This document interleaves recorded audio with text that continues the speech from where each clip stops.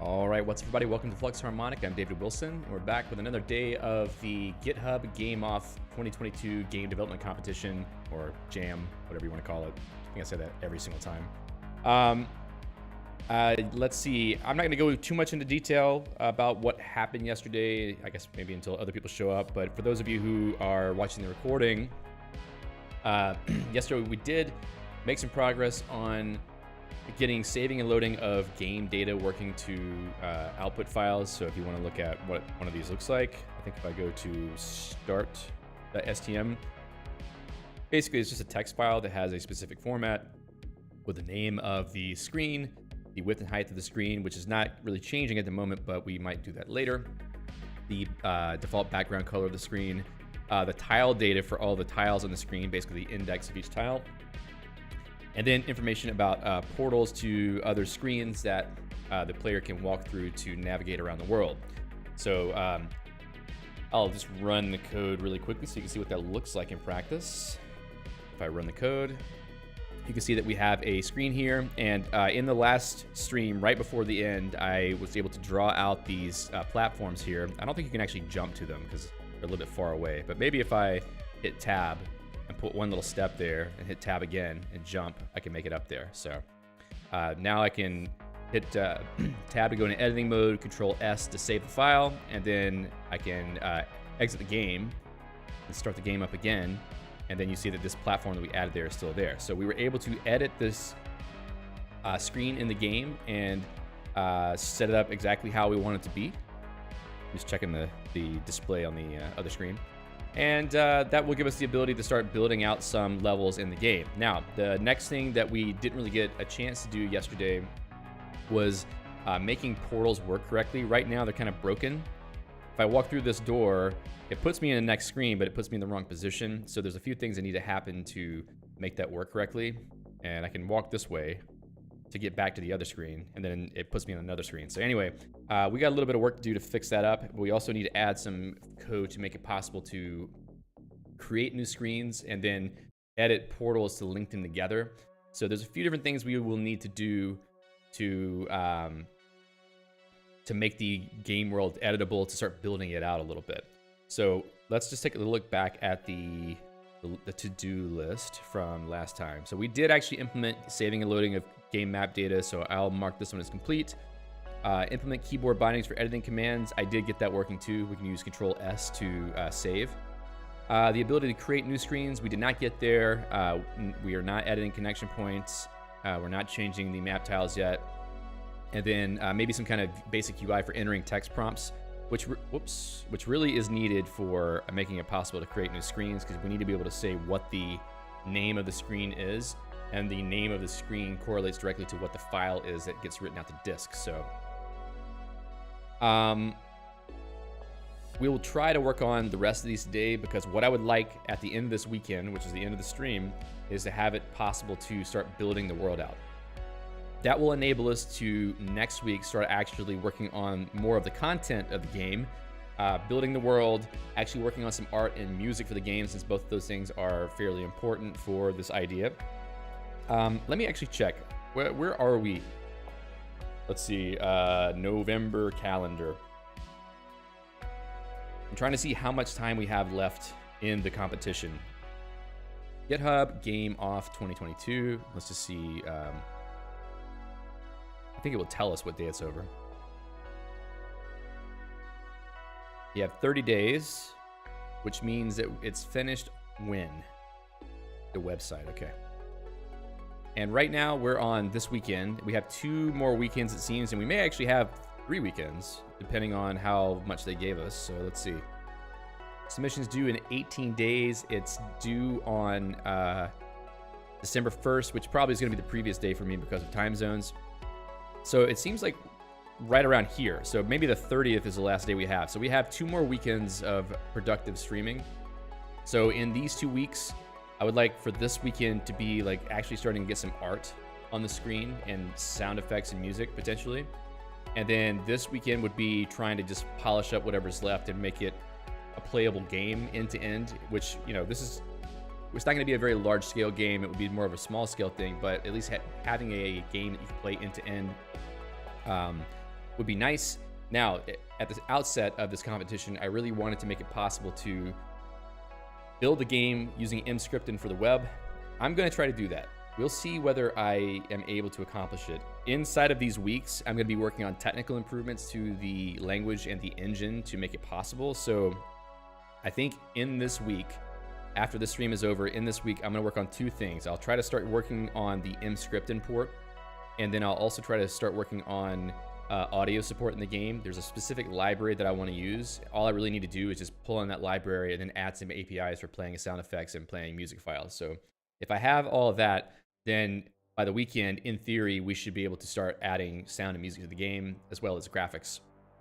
And then maybe start doing automated builds where we will push the current build of the game to a website where you can actually go play it. So I would really like for that to be the case. I don't know if we'll make it there, but definitely by the following week, I want to have everything in place so that by the end of that weekend, you could play this game on a website and then check it out yourself. So that's sort of where I want to go with this. And we'll see how far we can make it. But at least for today, we need to work on some more of the functionality for the editor and the connection points between levels. So I've got a couple other things in mind that I want to, let's see, edit connection points. No, ooh, deleted too many things. So for editing connection points, we need a way to enable the UI to select connection points on the screen, or let's say portals, either by clicking or key binding. Probably key binding is easier, I would say, to create and edit portals between screens. So we'll try to get that started. Oh, hey, Zane, nice to see you. Zane says, will the player be intended to use this editing functionality? It reminds me of a Scribblenauts. No, but a player could if they wanted to. They could totally destroy the game files with what I've got here. I could make it so that in release builds of the game, the editor functionality is turned off, but having an editor in a game, you might as well let the player use it if they want to. They could make their own world if they wanted. Okay. So let's see. Oh, the other thing we need to do is fix the behavior of navigating between screens. One thing we had problems with yesterday is something about Mesh has a bug right now that was preventing me from improving how navigating between screens works. And if you want to take a look at what I mean by that, if I walk to the left side of the screen, the portal to change screens is right here. It's on this square. And if you walk anywhere into that square, it will send you to the next screen. What I would prefer to see is a more smooth transition where you can walk to the end of the tile and then it changes the screen. But right now it doesn't do that. So I want to try to fix that too. And that might require a little bit of ingenuity because there's a bug I have to work around right now. And we don't really have time in the stream to work on that. I'll try to fix it off stream, but we'll see how much time I have for that. Okay, so now, the first thing I would like to do, Maybe some of this UI stuff would be a nice way to start things off, because it might be, if I'm lucky, it might be relatively straightforward, but I could be wrong about that. So the idea I have in mind for how UI works, how UI should work, is that the UI library will basically create a tree of UI elements. The root element covers the whole screen, but doesn't necessarily render anything. And then any real UI elements are children of that root element. And then any UI element can have its own children. And then game input events are sent to the root element. If the root element can't handle a particular event, it sends the event to each of its children until one of them can handle it. And then that's basically how we deal with it. So that basically makes it so that we can render buttons, we can click on buttons, we can do anything we need to do for displaying things, displaying UI elements and then rendering them. So what we will need is something for text prompts, or entering or editing the name of screens, or editing the name of screens, or portals. I just noticed that Ashraz is here, and I'm wondering, why do I see Ashraz here whenever the stream tells me there's nobody watching? Ashraz says, any element may have children, event buttons, text labels. Reminds me of Qt's widget system. Yeah, well, it's pretty similar to other UI frameworks I've written in the past. I don't know if there's like a better way to do it, but this is the easiest way to do it, just to get something off the ground. And then I'm going to try to build on that in the future to have it be a little bit more generally useful, because I want to build like a full UI framework that can run in mesh to build arbitrary editors for game projects and other things. All right, so we need text prompts, possibly buttons that have actions, which are probably just, it would call a Lambda function. What else we need?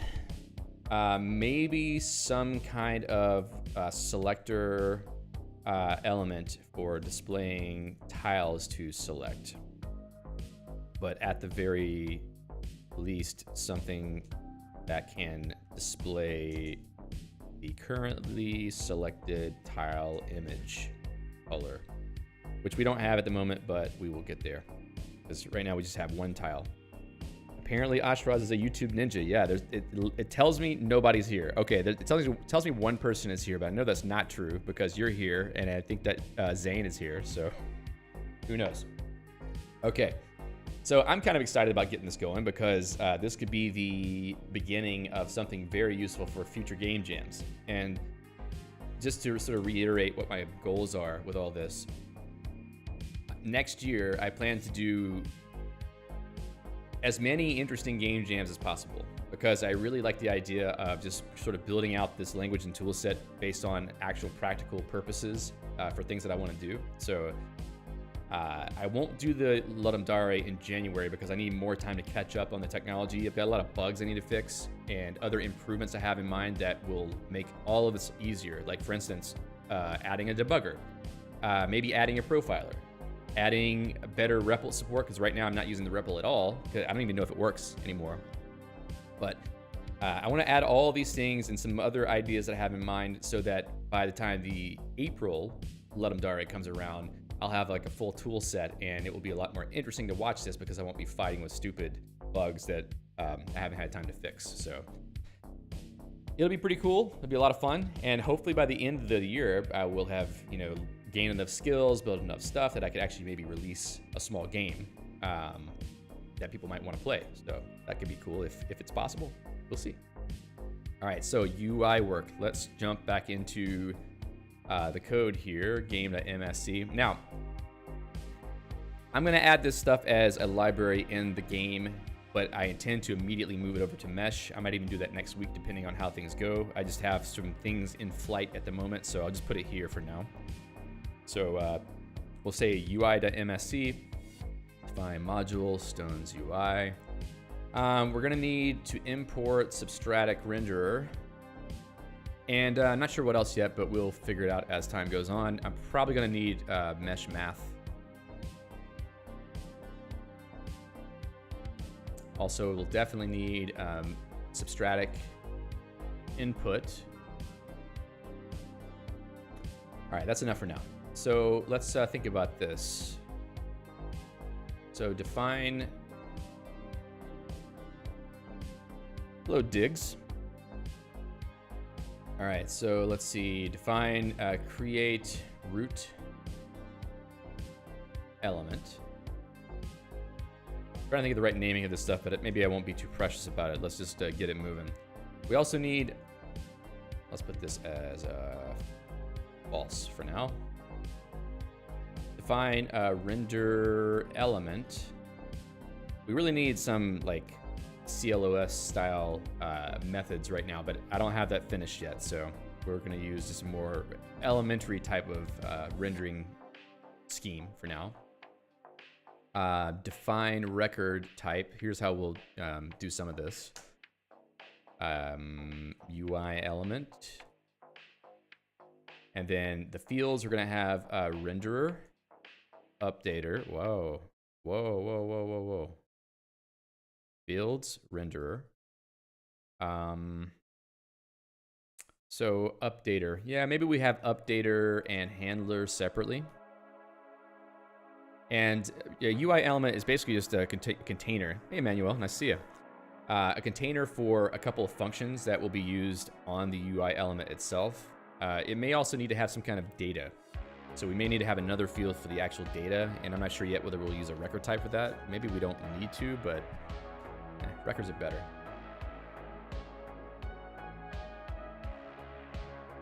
So let's do it this way. Data. Just call it data. There could be a better name, but... Or how about this? Maybe even better, state. I like that better. So we have the concept of UI element. Render element will render a UI element. This will call UI element renderer for UI element. And then we're going to actually invoke that function directly. This is going to take a renderer, which we need to pass in as a parameter. Now, we may need to have an X and Y position, and also potentially a width and height, or kind of like an available space for the element. That way, the root element, you could tell it render it at X, Y, 0, and the width and height will be the available screen space, and then any child control can then partition that space however it likes and render wherever it wants. So we can start with that. We also need the same thing for update. We're gonna need all these things actually. So maybe there's like a context. So let's see, define record type UI context, fields, position X, position Y, width, height. Width and height just don't feel like the right thing. Maybe it's max X, max Y, something like that. And then renderer, and then UI context. And then what else? Maybe we need UI context to be the first parameter to be consistent, because the update function will also take a UI context. So UI context. This will not take a renderer. This is going to be update element. UI context, UI element, and we'll get rid of that. We also need time delta on an update function. So renderer, UI element. In fact, let's move this here too. So the signature can always just be UI context, UI element are the first two parameters, and then whatever else that needs to be passed through. So handle element, handle of this. The naming scheme is starting to get a little bit weird, but anyway, handle element, whatever. We'll have an input event here. So input event, and then this will dispatch to whatever the handler is for the UI element, handler, UI context. And they should have the same signature. Hold up.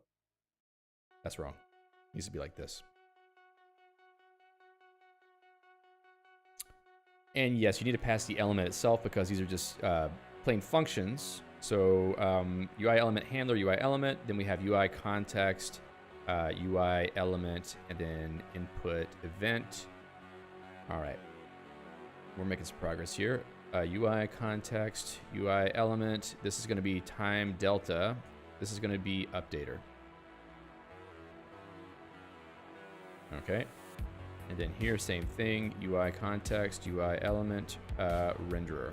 Cool, so that's our sort of high level API that we can use to call in here. We're gonna export these functions. Create root element, I can export that. Now the root element itself should be a UI element, so we can say make UI element with the renderer being nil. In fact, we don't even have to specify it because it should be false by default. And then if it doesn't have one, actually, I should do that. So let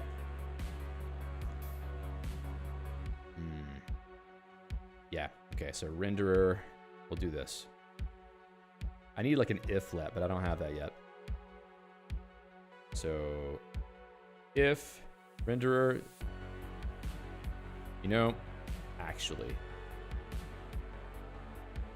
instead of doing that, it would be faster to not have to check. So what we'll do here is say renderer lambda, and it will accept the UI context, UI element, renderer, and it just won't do anything. So I'm just gonna return false because it doesn't do anything. That's a better approach, I think.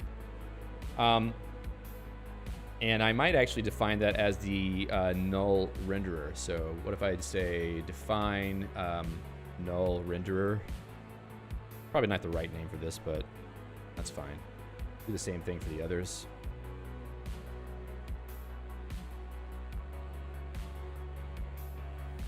Handler. All right, UI context. This will be time delta. This will be input event. Okay, so here I can use null renderer.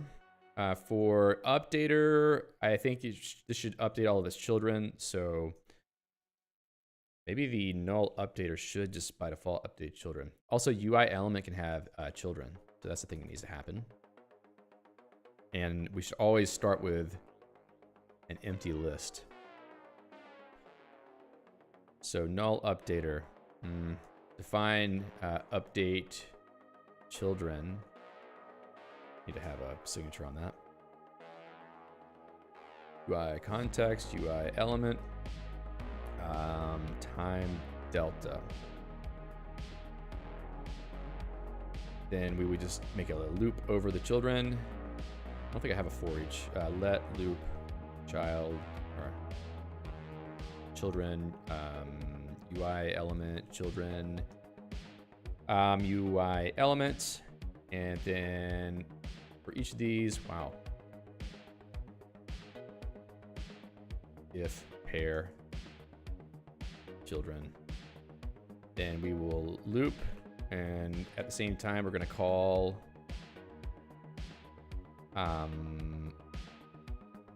update element car children. So this probably needs to be begin here.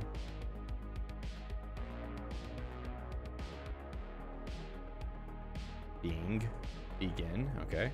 Gotta learn how to type again.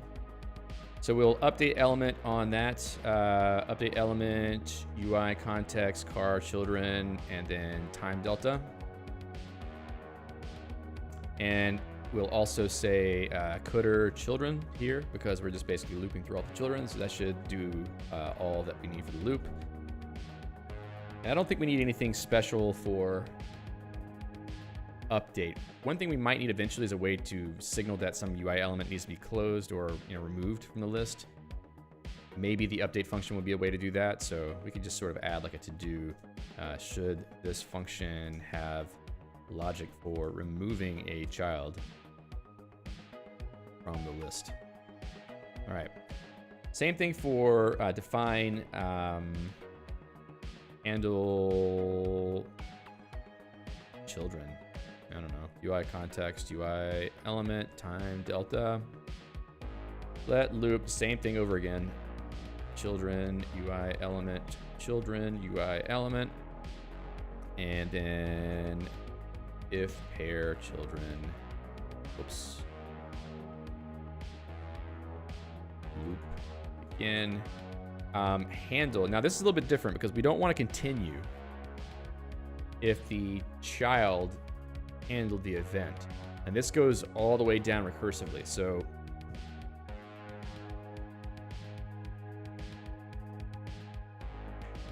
we need to think about how we want to manage this.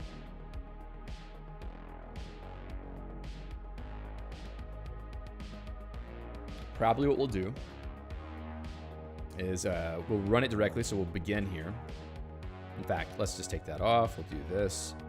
Now begin, handle, what is it called? Handle element? Yeah.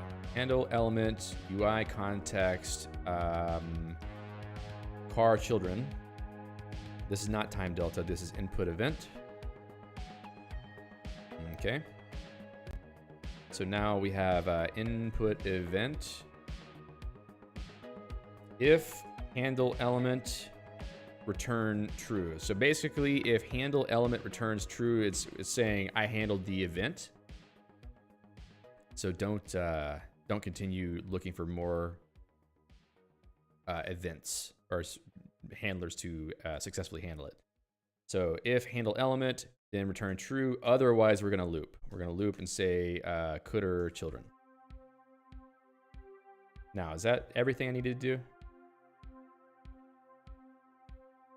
Yeah, so that's for handling children. This can be reused. This whole function can be reused. So typically a handler function would, if it had children, if it knew it had children, it would run handle children first. And if it returned false, it would try to handle the event itself. All right. Actually, we might be able to simplify this. I don't know. I think an and? No, wait. Or. I think that's the appropriate way to do this. Because an or is a tail context, so this should make it still tail recursive. In fact, we don't even need to begin anymore. We can just say this. So if pair children returns false, which means that we're at the end of the list, then this whole function is going to return false because the if will implicitly return false if there's no false path. Then this or will say either handle element returns true, or we just call loop, and then whatever it returns is the result. Okie dokie. That looks pretty clean. Can we do the same thing here? Probably not. Okay, anyway. So we got update, we've got handle. Let's see what we do right here. Updater will be update children. Handler will be handle children. And that should be enough for the root element. So we need something else inside of this to make it interesting. So what if we have something like define add child element, UI element, child element. Then I could sort of just build this up procedurally. In this case, I would say UI element, children, UI element. I'm going to const, well, let's see. I'll probably, whoa, how did my cursor get up there? Yeah, I'll have to set this back, so. UI element, children, set UI element. Then we're gonna set that with the value of const child element, UI element, children, UI element. So we're just consting it to the front of the list. So that should do the trick on that. Should elements have names? Maybe. Yeah, maybe they should have names actually. So we'll set the little name here. Put all the fields back in the right place. That way we can say adding, whoops, display, adding a child to element, UI element. Just so we can see it happening. Okay, now this name will be root. All right. Cool. So that should be enough to get started with, I think.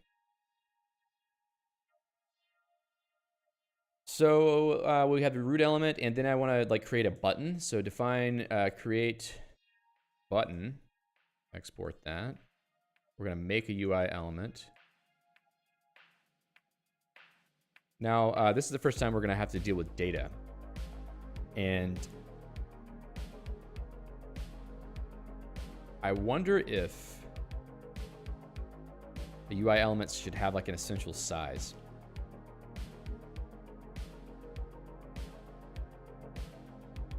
Because the button will know how big it is, but for the purpose of layout, it would be nice if there could be more generic logic written for that. So what if I say size X, size Y? That could be a thing. State is a separate concern whatsoever. All right, so size X, you know what? Size X, size Y being false means it doesn't have an inherent size, so it could just be whatever. I'll put this export right here.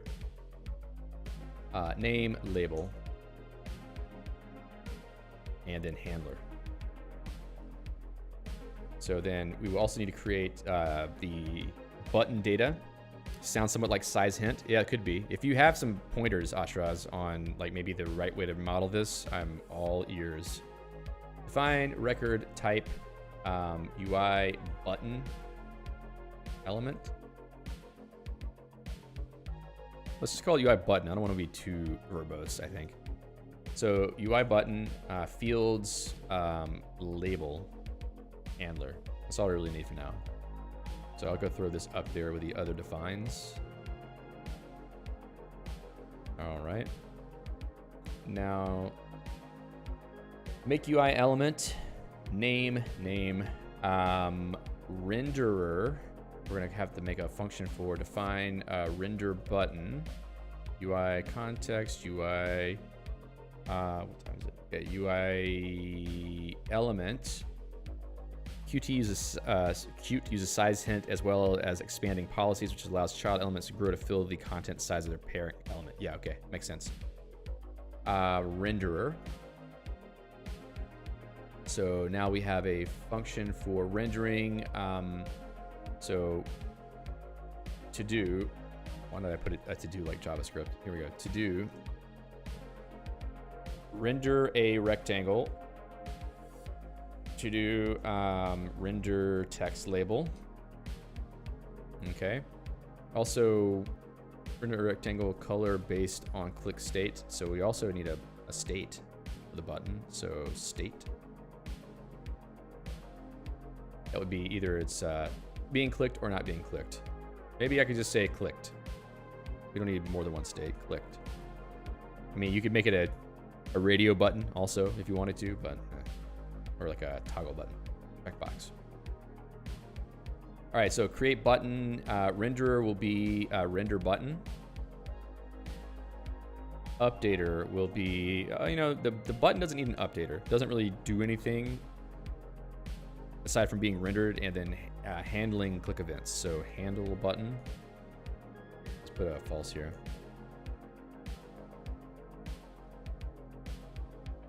I think I'm gonna need some templates for easily writing these out. Context, UI element,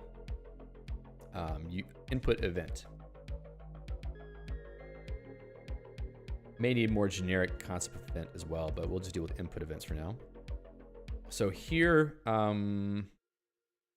if input event mouse button, I think input event. Let me check on that. I'm not sure exactly sure. Let's look at game.msc mouse button. Yeah, input event mouse button down. Great. And if it's equal to mouse button left, let's just steal this whole thing right here. All right, we're gonna put that right there. I'm gonna delete this other I put in. I'm gonna delete this state. So maybe I need to do a little bit different logic here. So in fact, let's say if it's mouse button down,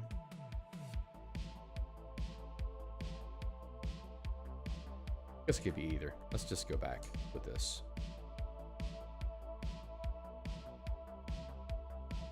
So if it's mouse button, whoops. What did I do wrong here? Yeah, there we go. Input event, mouse button down. So it's button down, and if it's the left mouse button, then we're gonna set the state to clicked, and we should probably also invoke the handler, but I feel like we may not want to invoke it immediately. Like, usually UI systems are dispatching these things so that you don't have a button that totally blocks the UI thread, but in this case, I think we're just gonna go super simple. So what we can do is, yeah, I can think of a couple other things that are going to go wrong here. Ashra says, will elements propagate input events to their children by default, like a depth-first search, until the specified correct element has been found? Yes.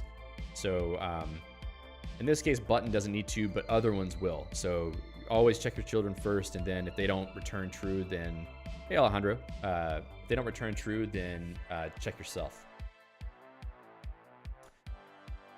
All right, so if that's the case, then we're going to call the handler. So the UI button handler, I believe that's it, right? Maybe I should be keeping all these record types close to their method implementations, because I can't even see them anymore. I can't see what stuff they have in them. Probably should have submodules too. Alejandro says, something weird happened when I opened the video in YouTube. What happened? All right, so we got render button that does nothing yet. Handle button. I think that's all good there. UI button handler. We need to pull that out of the data. UI element data. UI element. All right, so that's it, right? We pull the data out of the, is it called state now? State. UI element state out of UI element. Then we get the UI button handler and we invoke it. Now, what do we invoke it with? Probably, well, we probably should send the UI element itself.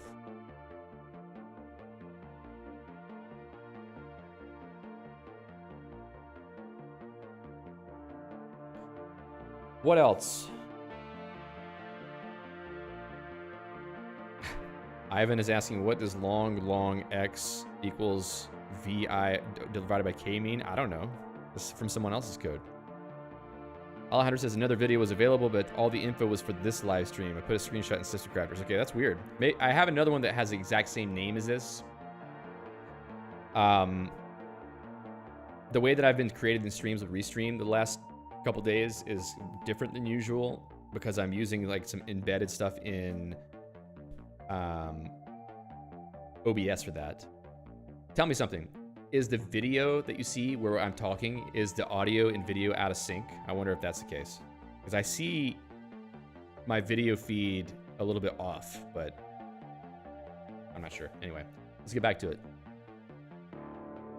Okay, so I passed the UI element itself in. I could pass the data, but probably better to pass the element entirely. Okay, so we'll just pass in the element for now, and then the handler can decide what to do with the information. Not even my video, but the same title. That's weird. All right, so now we have the handler. Thanks, Richard and Emmanuel. Hello, Richard. Haven't seen you here. All right. So I think we're okay with this. Hello to Alien Frog Dev. So this should be enough for a button. Now we're getting to a point where we could possibly render a button. So how about we just go ahead and try to do that? I'm gonna, hey, you know, lurking is not a bad thing. But, you know, say hello from time to time because it's always fun to be able to chat with folks who are here. So we need to render a rectangle. I'm gonna go back into screen, render or draw rect. I love speaking to people in chat, so you shouldn't be a lurker for too long because then you're missing out on part of the experience. We should be able to chat here. So render a rectangle color based on click state. I'm not gonna worry about click state right now. I'm just gonna go ahead and try to render the button. So maybe also we need to have a color for the button. I haven't put that into the whole setup yet. So maybe if I render the button, I'm gonna have to pull out the details, the button details for this. So this will be UI element state UI element. That will give me the inner button details. I don't need that anymore. Okay. So 0, 0, that's wrong when you need to actually pull stuff out of the UI context. I don't have a concept of padding yet, but we'll deal with that later. So UI context position X for UI context. We're just going to use it directly. Same thing for position Y, just to get something on the screen. Also, the control, does the control have its own position? No, that's fine, I think. It also implies that, okay, we got that.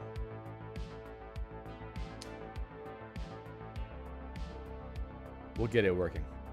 So UI position X and Y. Also, we need the UI element, what is it? Max X? Is that what I had set for that? Size X, okay, that's fine. Size X. Probably should also take the max X, max Y into account, but let's just go with this for now. So UI element, size Y. And then we need the details from the button, the UI button color for button. Okay. So that will give us the render the button rectangle. Now we also need the text label. I have some text, some code for rendering text. Let's see, that's probably going to be in game.msc render text. There we go. Render text centered. Oh, we kind of want that. I thought I had taken that function and moved it somewhere else. Let's see, did I put that in Substratic? Depths, Substratic, engine, modules, Substratic, render, font. Apparently I did not do that. That's fine, whatever. So we'll kill this buffer, and then maybe I should, excuse me. You know, I'm not gonna bother with center text just yet. Let's just go and get something on the screen so we have a starting point. Also need to deal with focus state on elements too. So a focused element should be the one that gets certain types of input like text, but we'll add that in a minute. Switch to UI, and then inside of the render for button, I'll drop this right here. Oh, I got this out of place. Okay, good. Right there. Render the button label. All right, so render text, render font text. So we need a font. I am going to just say UI font. I'm going to have a variable for that somewhere up here. And then when we create the UI element, I can say set UI font and then load it up. But let's define a variable for that first. Define UI font. This all needs to happen once the game is already initialized. Let's go to game. There's a small font somewhere here that I can steal. And then here I can just sort of paste this in and change it. UI font. Small font. Let's call it UI font. That's probably a good enough size. Now we have a font that we can use to draw. So then we need to have the label of the button here. So UI button label button. And then we have the position. Maybe we should actually save this information so we don't have to call for it a second time. We can say X and then Y. In fact, let's just do this. We'll just clone it, Y. Okay. And then here I can say X, Y. I need to add a little bit of padding though, so that it's not just directly on top of the rectangle. So I'm gonna say X plus, let's say like 4. Y plus 4. And that should be enough to get the text rendering, but we're gonna have to tweak it a little bit. So what I would like to do now is try to get something on the screen. So when we create a button, we might also wanna say what the position should be for the button. But that's interesting though, because an element might need to have its own position. There's a UI context. It's more like a local position.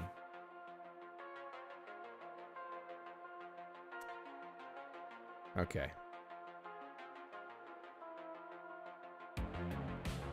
So UI context will have a, maybe this needs to be min X, min Y then, huh? It's more like a rectangle in that case. We'll leave it as it is for the moment, but how would that affect rendering the button then? The position of the button will come from the element. Actually, it would probably be this. Where do you get the button label? Whoever creates the button will supply it. So we're gonna say UI context position X plus the element position. All right. Then here, same thing. We're gonna add it. We're gonna copy this down. UI element position Y, and then that's on the UI element. I'm writing a lot of code without testing it yet.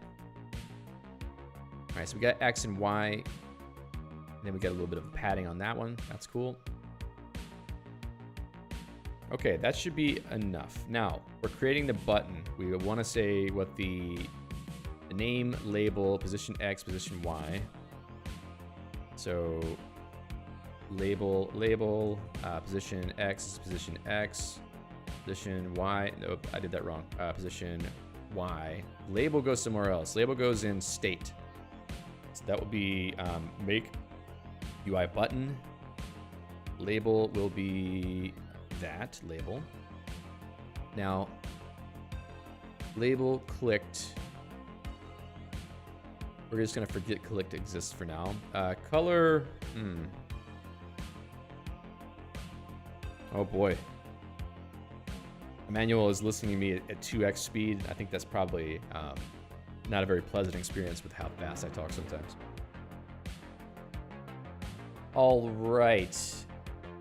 Handler is important, not for rendering. Color is important. We can just sort of make it up as we go though. For now, I'm just gonna hard code a button color. I'm gonna make it just glaringly red so we can see it. And then we'll make it more customizable. So now I will say that the color is RGB 25500. Okay.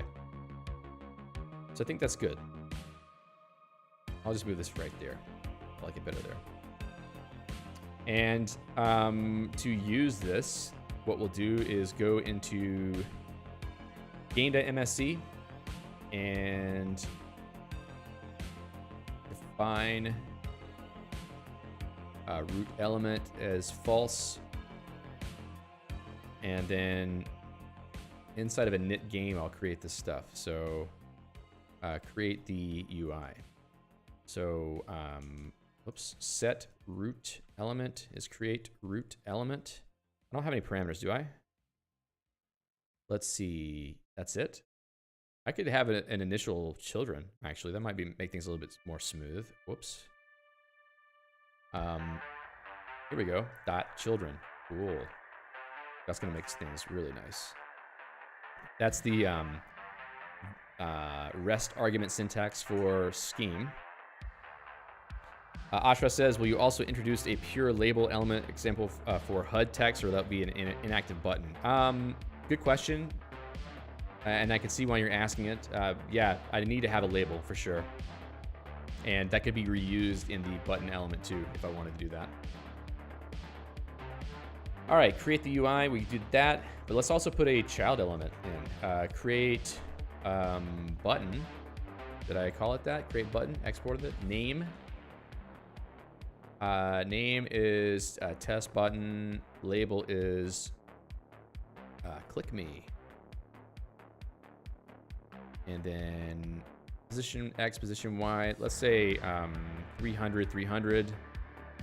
And handler is lambda UI element. And display I was clicked. And, whoops, and that's probably enough for right now. That will set us up, but we also need to run the handler for the root element inside of this function. So if nothing else consumes the event, handle player input, we only want this stuff to show up in editing mode. So I'm gonna check to make sure that state is editing first. And then some of this other stuff, you know what? The root element could have a handler that could deal with the clicking of tile positions. So I can move that logic somewhere else. That might be interesting. If key down. Okay, so we could actually just put it right here. So in this location, I'll put UI, was it handle element, right? I need to export that. I also need to export render element. Oh, okay, those are exported. That was wrong. Okay, so handle element, UI context. I've not created the UI context yet. So let's just call that UI context. I'll fill that variable with something. And then UI element will be root element, and the event will be the current event, input event. So we do have that. For the UI context, we have, let's see, init game scale. We also need to have the width and height of the screen, which we don't have. Screen width, window width. Render game has it. I think maybe I should set up init to have it as well, because, well, UI context is kind of an ephemeral thing. So maybe it's not super important to have it completely.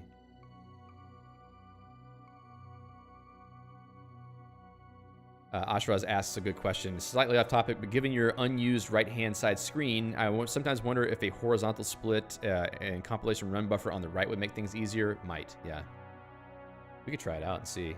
The font is so big that it's a little bit annoying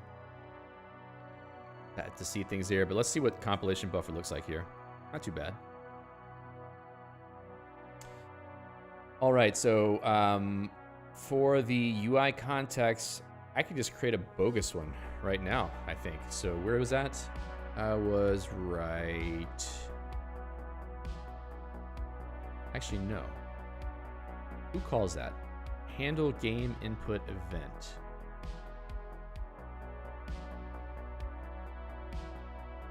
So update game. Yeah, I think the game needs to be asking for the input events.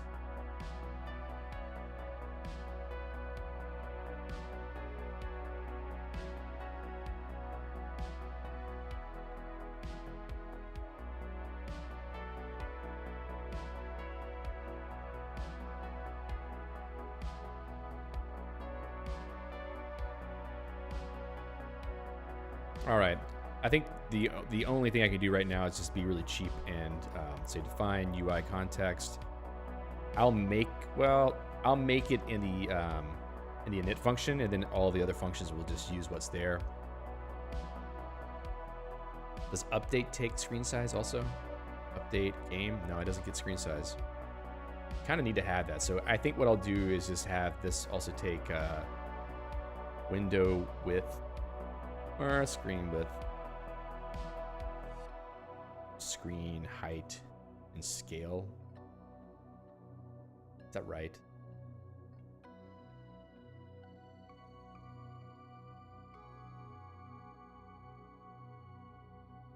Set UI context to be make UI context. Let me see what I have in that file. So in UI, record UI context. UI context. Right here. Position X 0, 0, and then max X, max Y would be screen width and screen height. Okay. And that's what we'll be reusing for every call. Size and scale. Really don't need that screen scale. Yeah, okay, I understand. Okay. So we have that information. Let's go back into main. So if I go down to main, when we say init game, I also need to pass in the window width and window height. Well, did I calculate screen width and height? Okay, screen width and height, fine.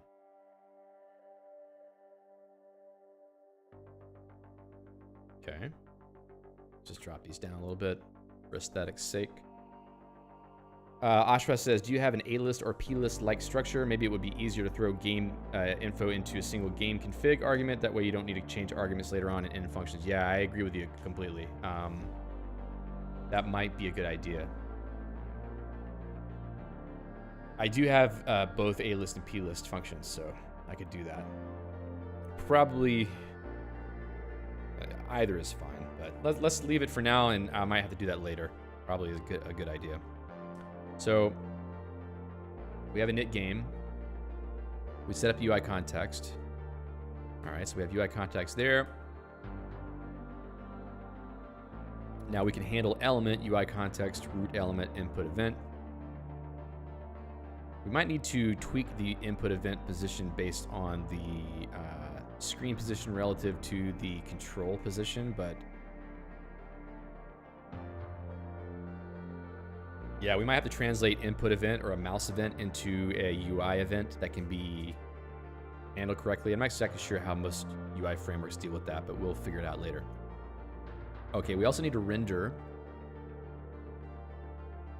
We can update element, UI context, root element time delta. That will help us to get the UI up to date if there's updatable elements, maybe animations or something.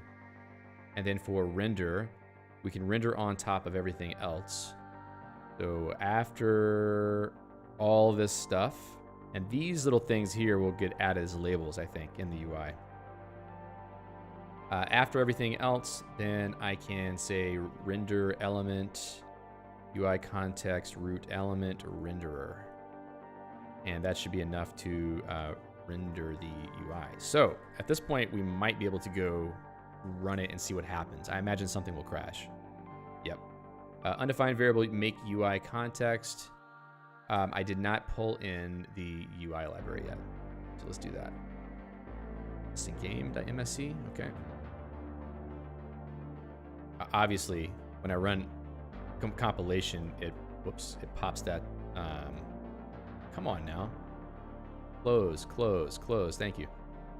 The buffer at the bottom. So object string equals P. That's really helpful.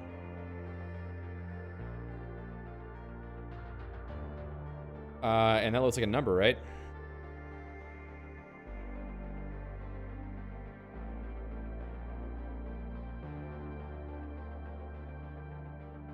So we were using string equals inside of screen, I think.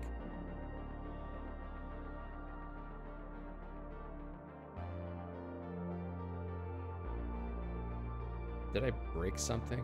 Let me go back to game.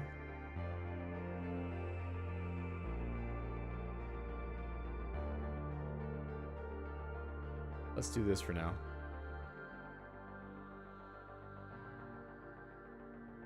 Something not so nice happened. Let's check out, come on. Check out start. File still looks like it has the right format. Okay. So what's the problem?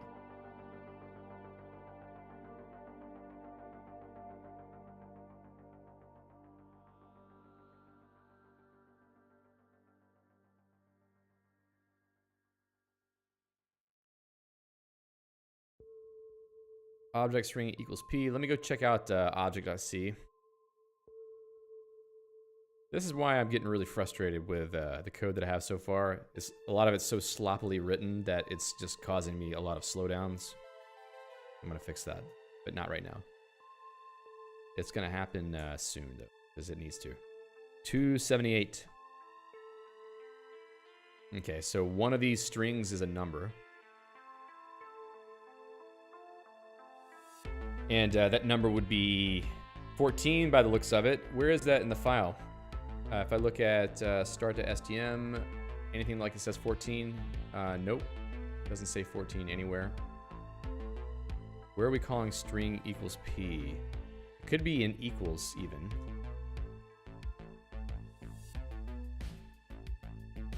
That's the wrong project to look in. Equal.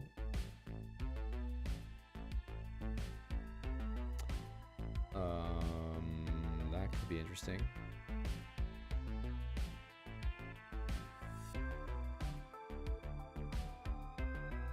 What's new? Let's go back and take out some of the UI functions. So handle element in game. Does VM eval internal point into your Lisp code? If so, we could run a debugger and check which instruction is leading to the issue unless you're evaluating bytecode. Yeah, it's bytecode. Okay.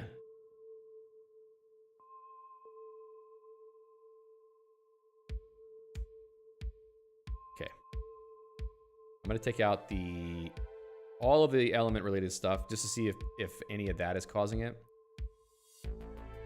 Handle game input. I should check in some of this code too because I got too much stuff just hanging around here. Let's try just with that. All right, also have a problem there.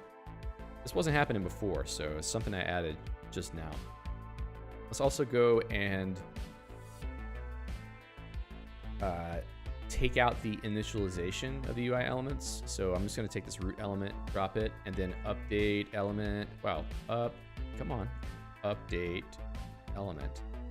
Take that out too. Now this is starting to get a little bit nutty.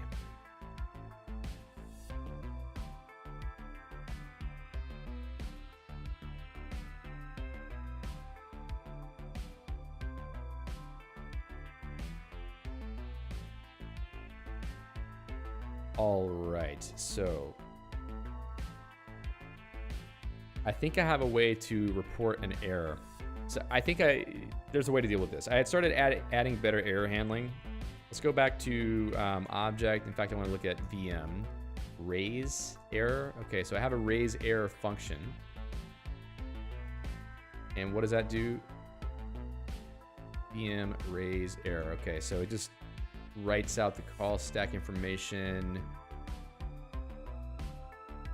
And then that should be enough. It will give me all the info I need to debug this. So if I go into the object library and get rid of some of these screens, I'm making an assumption that the objects I'm receiving here, wait, it should be returning false if it's not a string, right? So why am I getting such a incorrect string?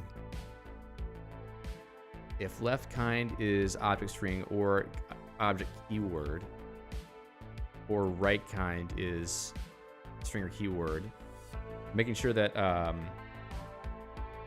left has to be string or keyword, right has to be string or keyword, and if either of those are not true, return false. That's wrong. It should be and, it should be or.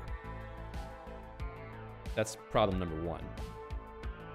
But it doesn't actually tell us what's happening. So I think if I run that, it should not crash at the same place. Okay, maybe it will crash anyway. We had segv14 yesterday too on an equal without second argument. Damn. Thank you for remembering that. I believe you're right. Let me check. What have I added now? Let's look at the diff. So core, nothing there. Oh, this is all here. So let me jump back to this repo. Let's clean it up a little bit here. That doesn't have anything. This equal state editing equal. All right, so that looks okay. Let's go then to screen equal. Well, hello.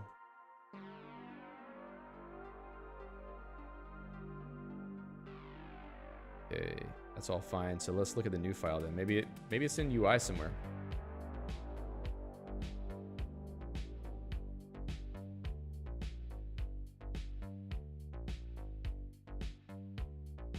I know I looked at that one already.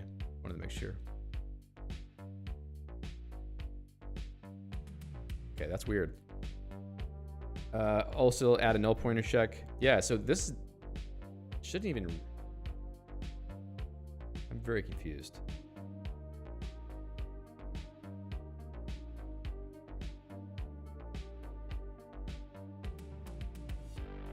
Somehow we're still hitting it. Let me make sure that maybe I didn't have like a compiler error somewhere. Did it recompile this file? Okay, so it recompiled object.c. String equals, you're currently immediately checking both pointers without checking they're not null. Yeah. Whoops. Let's do that too. If left equals null or right equals null. Fair enough. One was null. And then return false.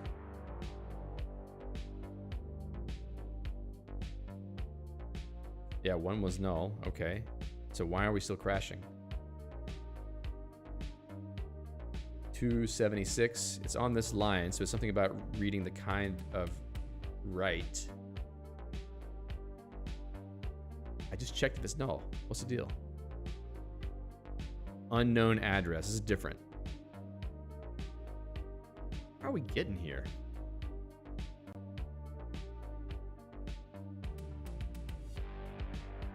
Something really bad is happening. I think this must be another manifestation of something wrong. That's why I want to call. Currently immediately checking both pointers. Let's checking they're not null yet. Yeah, okay, yeah, I already read that one. So I want to call something else here. I want to call the error raise function. So if I go back into VM, raise error, let's just copy that. I don't have a VM here though. Equals P. Equals P. That must be coming from somewhere. So I don't use keyword arguments anymore, so it must just be that one. Look for the field's value in the arguments. Record. Oh. Is this when establishing a record type?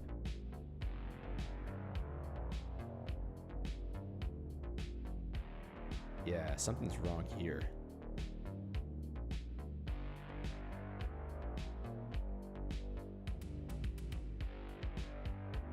Let's just do that. Uh-huh. Can I write it out? I'll bet money it's null. Record field. We're looking at the stack. I think right here, I need to print out what the stack is. Print value stack. Do I have any parameters? Print value stack, no. All right, so we just assume there's a VM there.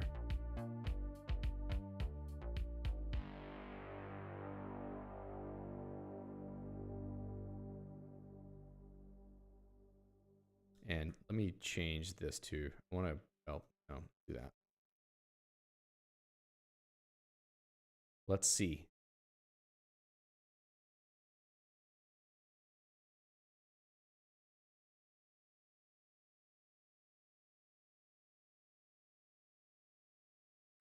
Looking for a record field keyword. I think we're done with that now. Oh, OpenGL version 4.6 loaded. Wait a second.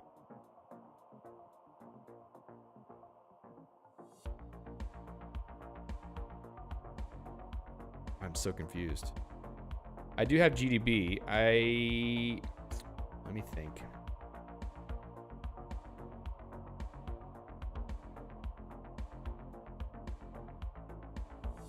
This is creating UI context. And it's before taking UI context, sorry, the record initializer off the stack. Why is it still there? We got this one. Damn, I don't have to turn on the whole debugger. So we're finished with this initialization. E equals P.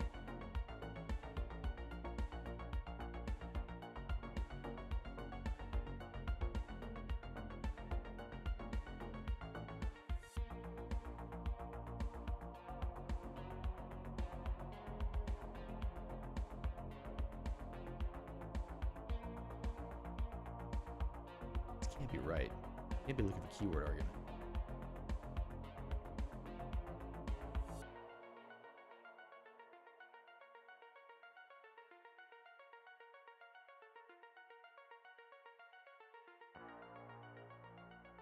Typo.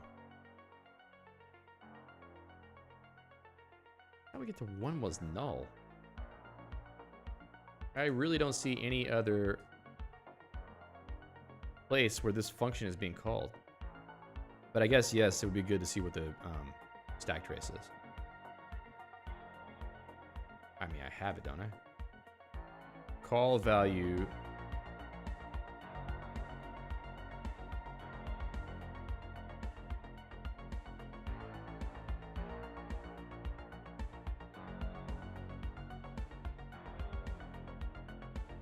Let me check what is in string.c. String equal. Yeah, we're not even using the same function for that. So it's definitely something that calls equals p. Missing arguments in equals Lisp variant. Yeah, I know, right? So strange that it's not being used anywhere aside from these two places.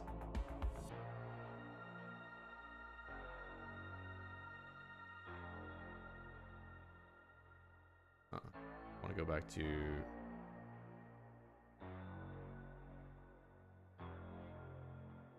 add. Oh, I have an error.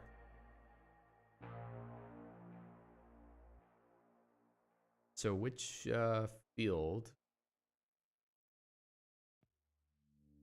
Okay.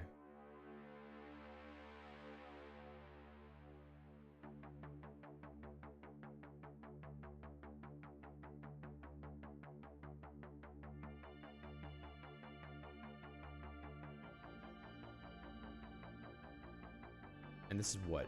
Object kind record. This is calling a record kind. So I'm trying to initialize a record instance, which is what we're doing here. And we've got initialize a value array using keyword values or the default for each field. So let's just see if we get finished with this. Is it for any reason calling twice for string equal? Well, string equal is using a different... okay. I don't know.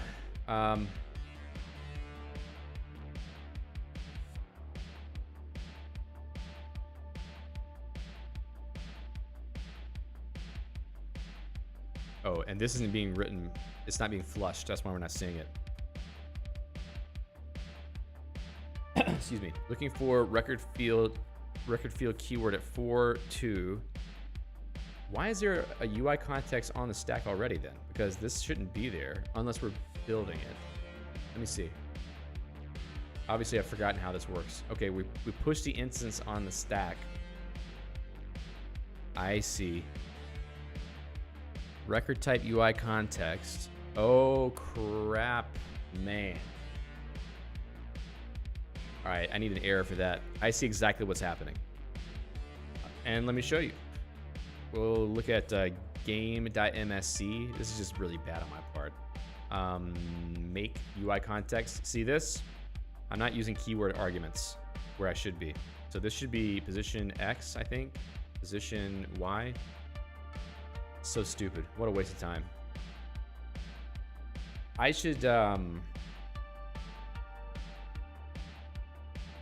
check for that, and I'll do that. I want to see that it works first, and then we'll check for it, so that I never hit this problem again. Max X, I think it was what I called it. Max Y. I don't think that's the first time I might have made that error in the code. Okay, so good. The code loads. Let's go and clear all that crap out now. And also don't print the value stack anymore. And then back into game. Let's just render the UI elements. See if it shows up at all. Yes, I did not set up. What's it called? Set root element. I had commented that out. Let's do this. All right, load font back in UI.msc. I need to pull in substratic font.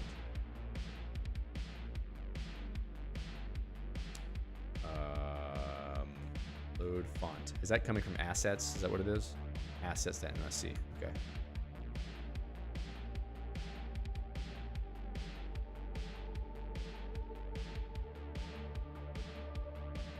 Do we see a button rendering anywhere? No, not yet. Why not? I should check and see if the button render is even being called.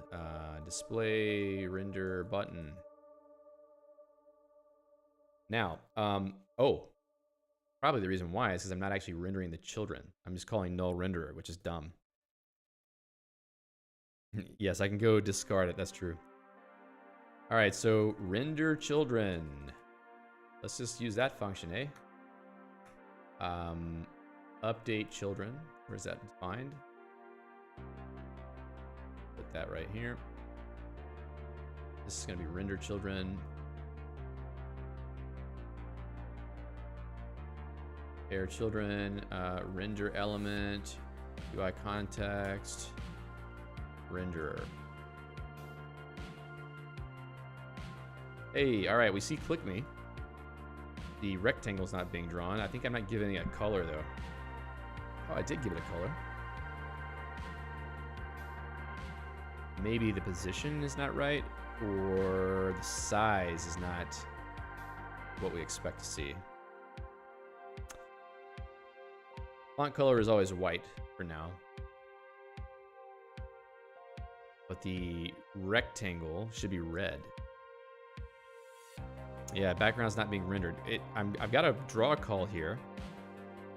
The X and Y of the text seems to be in the right place, so it must be the UI element size. So let's go take a look at this. I think that I'm not setting this correctly. Yeah, that's the problem right here. So I need a size X, size Y. that right? Yeah.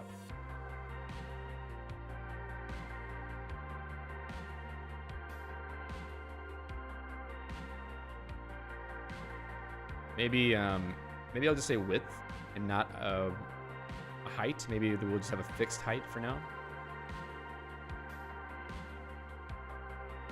Fixed height of 25, let's say. Okay. 6 arguments, you got 5. That's where I'm calling create button, create button. The width should be 40. I don't know. Really depends on the size of the text. Okay, so we got that. It's being rendered in the wrong spot. Unless the text is being vertically centered, which shouldn't be.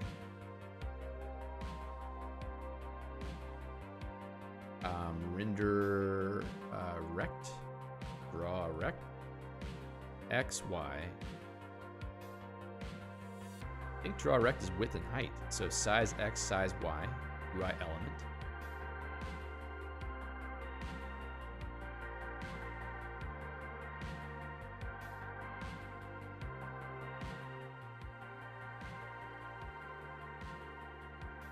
All right.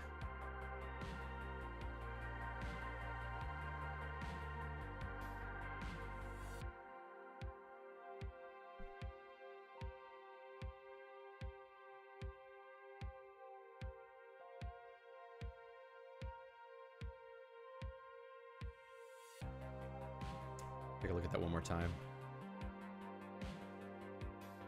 It seems like it could be sort of centered.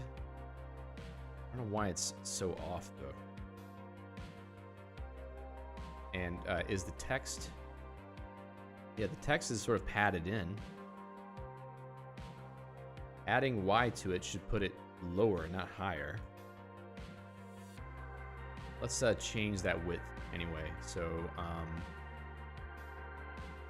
gain to MSC. We'll change this to what, 60 maybe? It needs to be even more than that. 80. I shouldn't have to do this sort of like guessing game. This is not rendering right. And I don't know if it's the font renderer. I mean, this seems to be correct, the positioning of this.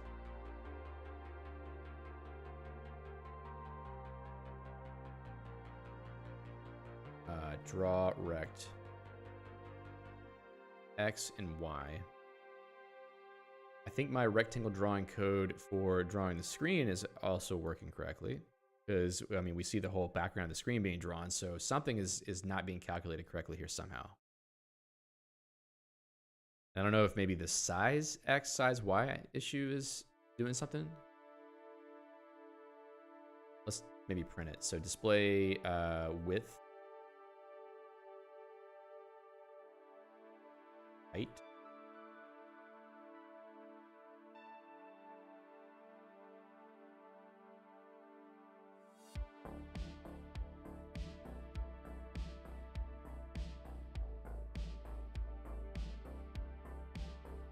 $80 by 25. Well, that sounds right.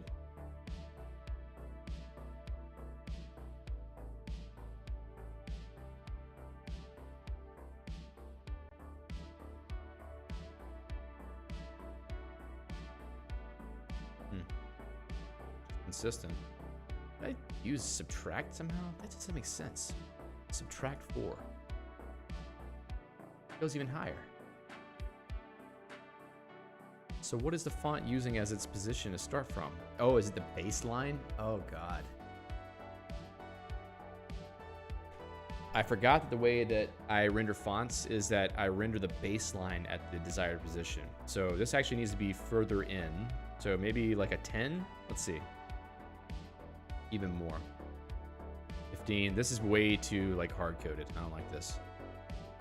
I might need to look at the font details to figure out the height of the baseline. What, 19? Let's try 19. Okay, that's better. Clicking doesn't work. We haven't wired that up yet, but at least we have a button that's rendering, so that's nice. So I will go start adding the code for that. And then if we can get this thing clicking, then we'll be in good shape for plus Y font size. do I have that? Let's see. If I go to .c, depth, substratic, engine, source, font height, font load, font text width. Okay, so maybe I need to have like a font height.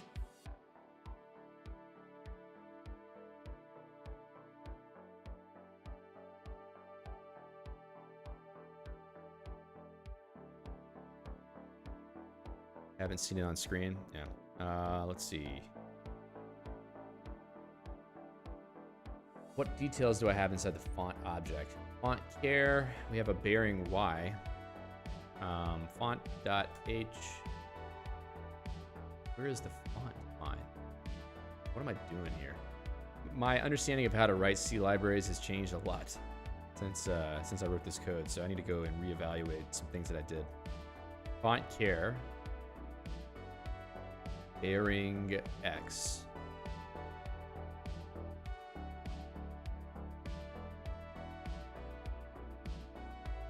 So how am I deciding? Let's see, render.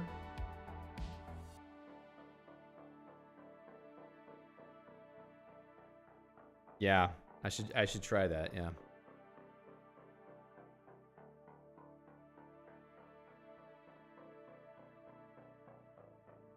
So characters.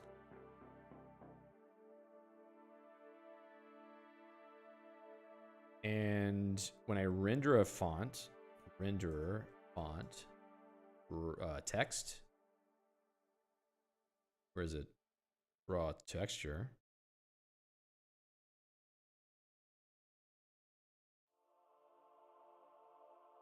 Render text. I'm in the function.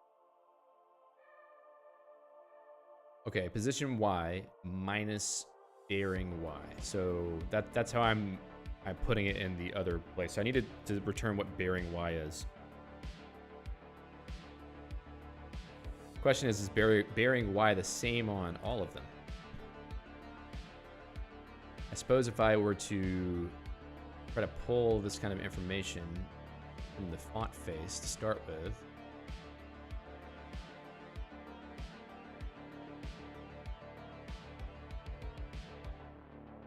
bearing X is bitmap top.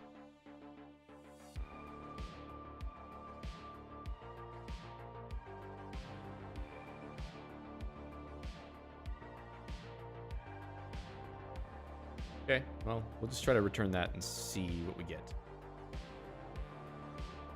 And we index this font cares. Care ID minus ASCII care start. Care ID must be just the letter in the string, right? Oh, no.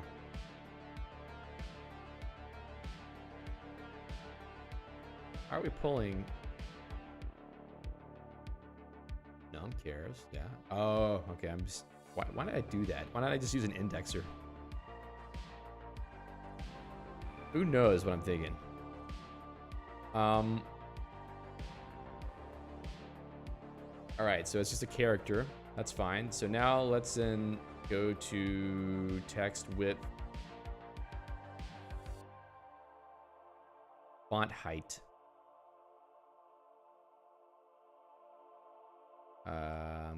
Requires one parameter, I think. Font is the first parameter, and then we're going to font bearing. Oh, it's the character. So font cares.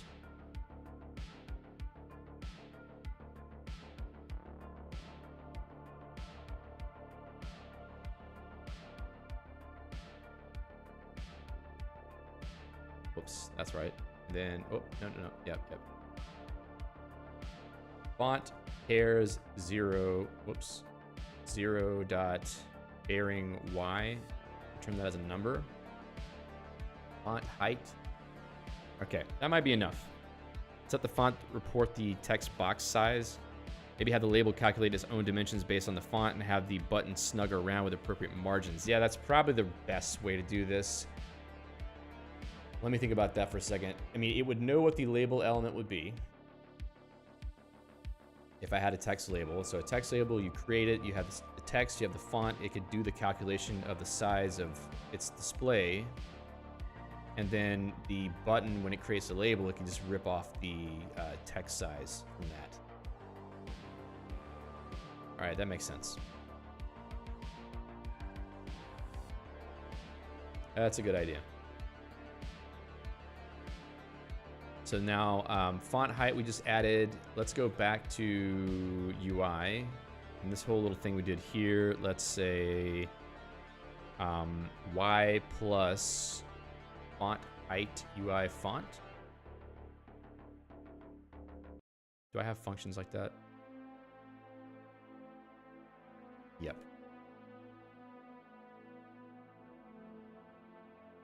Okay, that's the wrong direction. I want to subtract that, I think. What? No. Something's wrong here. Let's do something different. Font cares, okay. Let's just steal that. Put it here. A.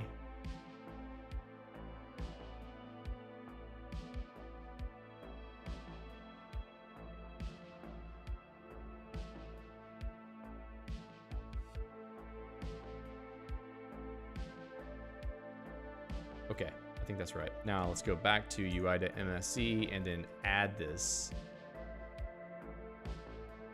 Still not right, is it? I guess it would have to be for a capital letter. Let's go with capital A. All right, that's a bit better. That seems more like what I had in mind. Also, I don't have the padding anymore. So let me go back into UI and then add another padding of 4. Can I do multiples? I don't think I can do multiples yet. Plus 4. When I say multiples, I mean I can't have multiple numbers being passed into add because I've implemented it a little bit too literally as a binary operation. That's another thing to fix later. Okay, so this looks good enough for now, but we will have to do some of that other calculation work as well. So let's just get clicking working. Calculate also the descendings. May have to eventually, but we'll just keep it like this just for the moment, just to make things work. So handle button. If input event mouse button down equal button left, we need to also check that it's within the bounds. So this is gonna be another little check we have to do here. And to think about this a little bit, the input event has a position with respect to the window size, not the screen size. And the screen size could be different than the window size because we could actually have a scaled viewport where the window is like double what the size of the screen is meant to be. So you have to do calculations to project the mouse pointer to the right position. And this is the point where we kind of need to decide if we're going to manipulate the input event directly, or which we shouldn't, because then it's going to be wrong for other instances, or have a way to project the mouse pointer into the current element, which would require passing along another function for that purpose, or have a different data structure that can be updated per each element when handle is called. For instance, if when we call handle element, actually no, handle children,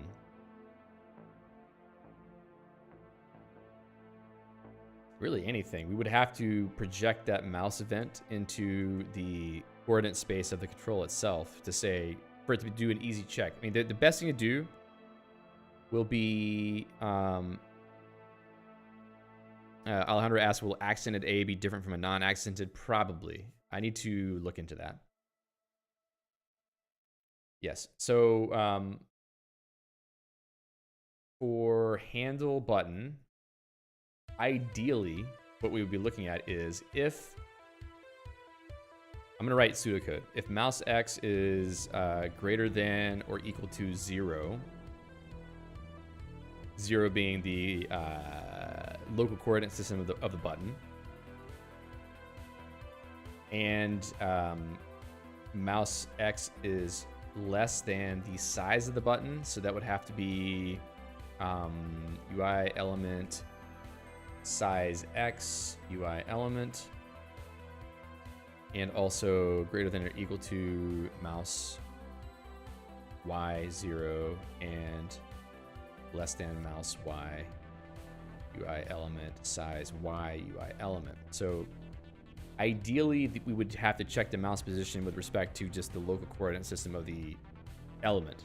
That would make things a lot easier. But to do that, we would have to be calculating things all the way down.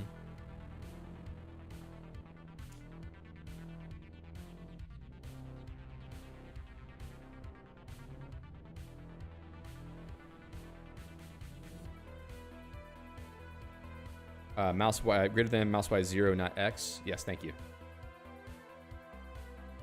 So we could store mouse X, mouse Y.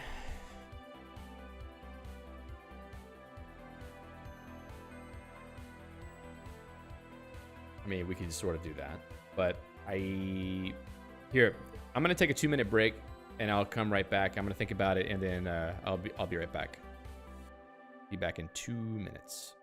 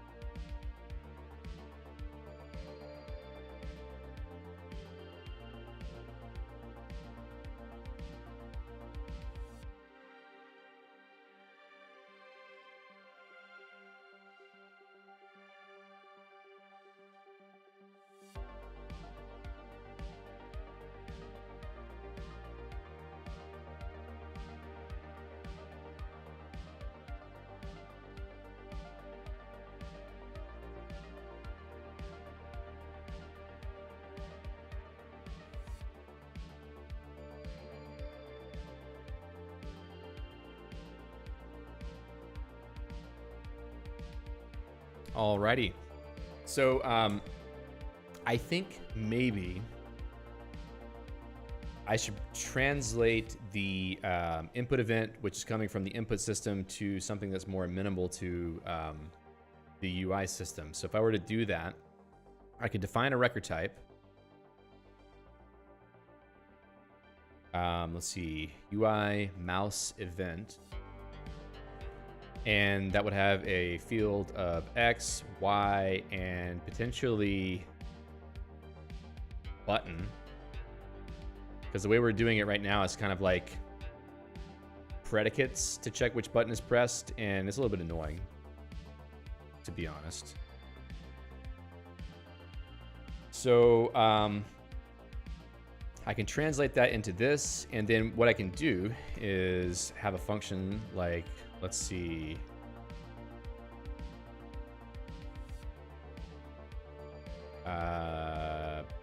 project mouse event.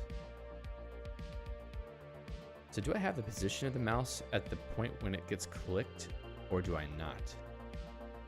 I don't think I do, actually. I think I have two different types of event. One is the, that's actually interesting.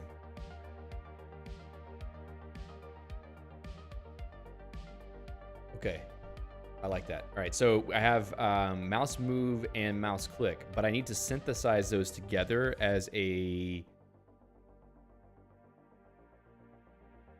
single event.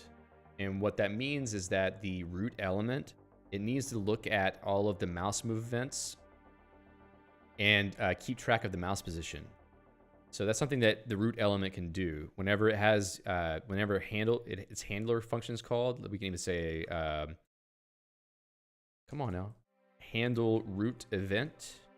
And that could be UI context, UI element, input event. Now, this could be the place where we can translate that into something else. The root element can store state about where it thinks the mouse position is, regardless of whether any child element is handling events. So let's see. Is it a mouse move event?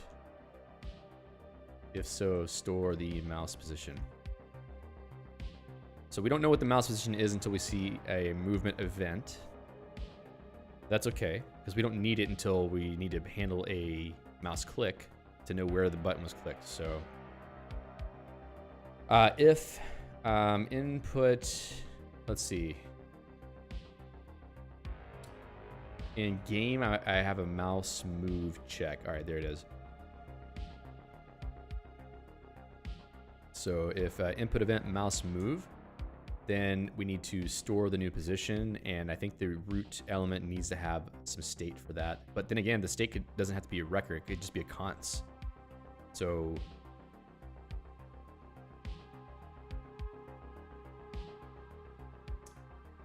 interesting. Let me think about that for a second.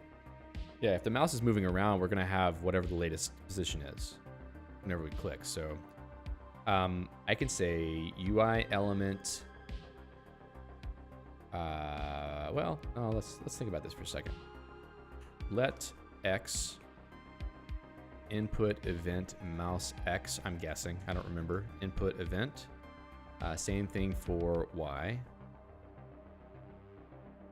And then in this let, I'm going to say UI element state set UI element const XY. So we're just storing that as the state for this element, because really that's the only thing we need so far.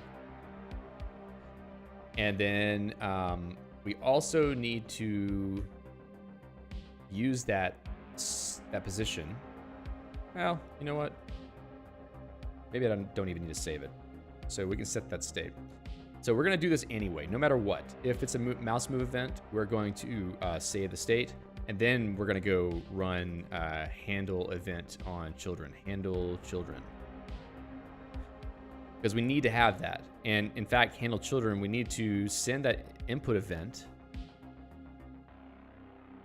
Whatever the event is, needs to have the XY position if it's a mouse click event.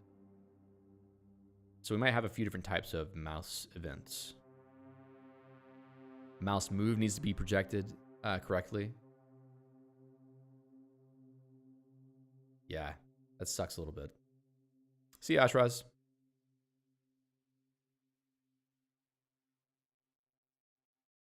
Let's just get it going. UI context, UI element, input event. This needs to be changed, so that's going to have to be translated. So translate the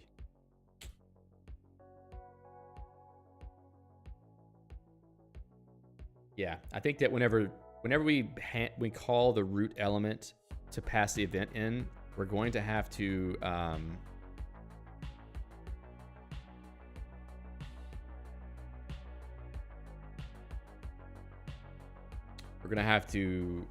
manipulate it before it goes in. So where did I create that? UI mouse event.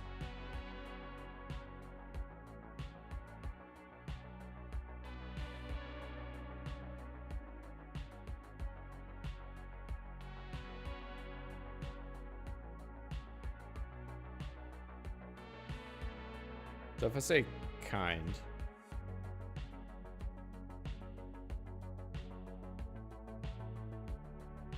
if I say kind, so X, Y position, the kind of event, and the button that may or may not have been clicked. This could be button up, button down, or move. Then this could be whatever button was pressed, or false if it's not a button press event. So that makes it very simple to represent the mouse event.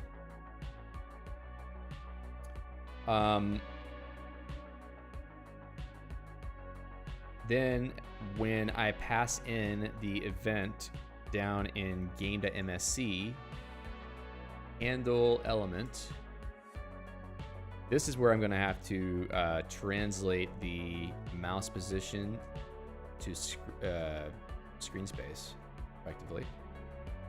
And then we can do all the rest of the work. So I'm already doing this right here. Set mouse X, set mouse Y. Actually, I have stored this already. Cool. Nice.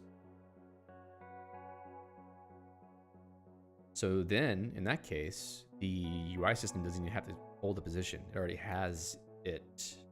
Yes, it will already have it. Oh. Mouse X input event. Okay, yeah, that's good. All right, cool. Let's do it right here then. In this case, it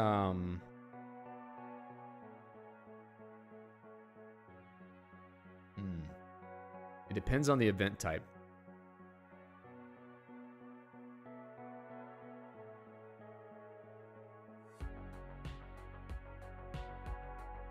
Translating this is interesting. So if key down, if control, if S, otherwise call handle event.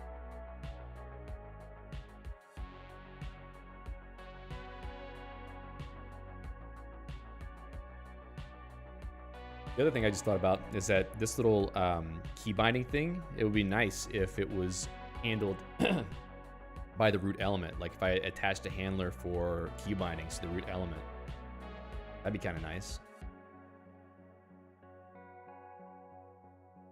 But that's something for another time. I don't want to spend too much time thinking about that because that's gonna really get me distracted. Okay, so that's all good. Then handle element. So the input event is going to be relative to the type of event that it is. Let event. We don't even need to do that. Let's just do it nested.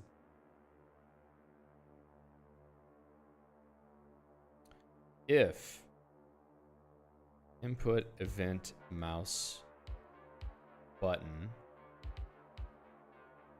down.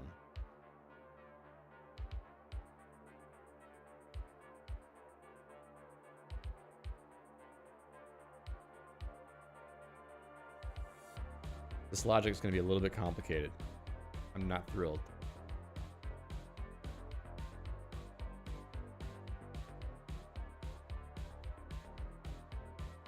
Okay, then make UI mouse event.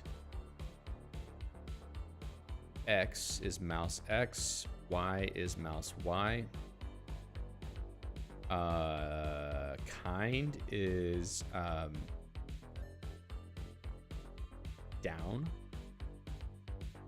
and button is input event mouse button. Input event, what is it? Mouse button left. Okay.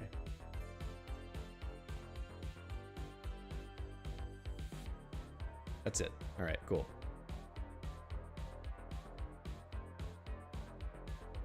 It would be nice to have another function that's like, is this a mouse button event? Input event mouse button.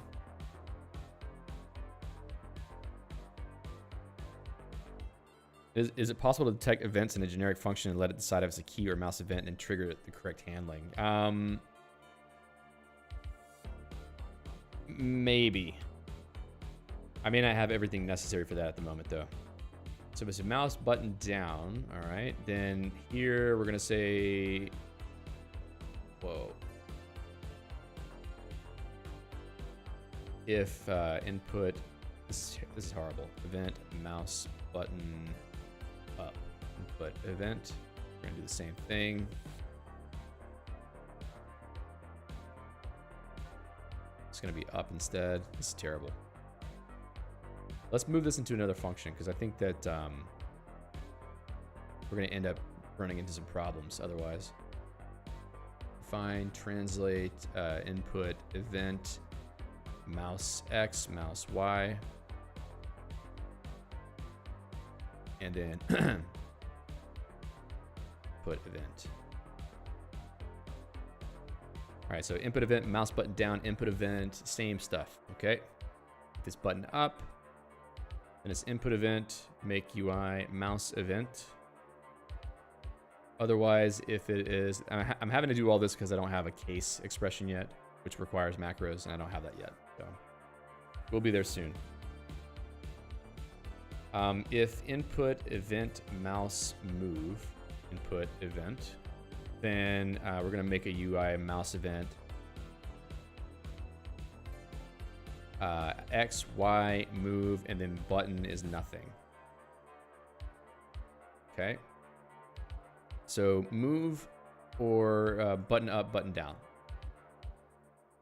That's enough for now. If we go back down here, we can say translate input event,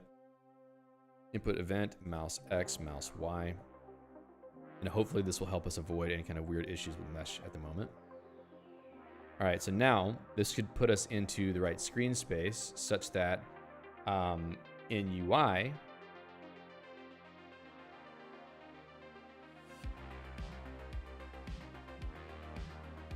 what I can do is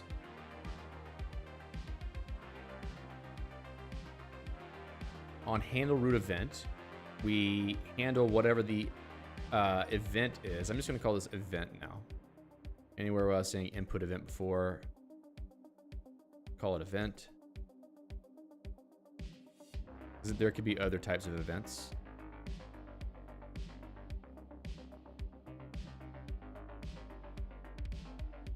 And these are also wrong now. Handle root event. Also, input UI mouse event. I don't have predicates yet.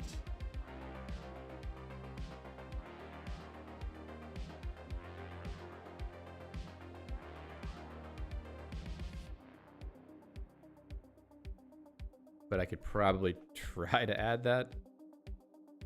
I don't know. I need predicates though.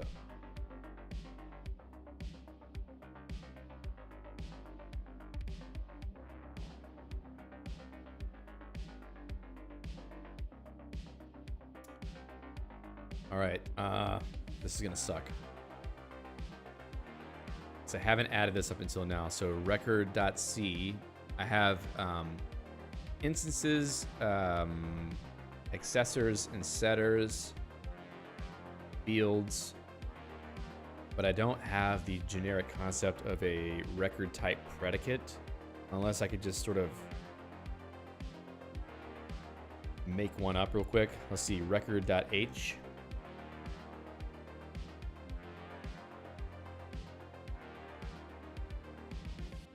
is record predicate as record predicate. I need this to have a function that can check if something is a particular record type.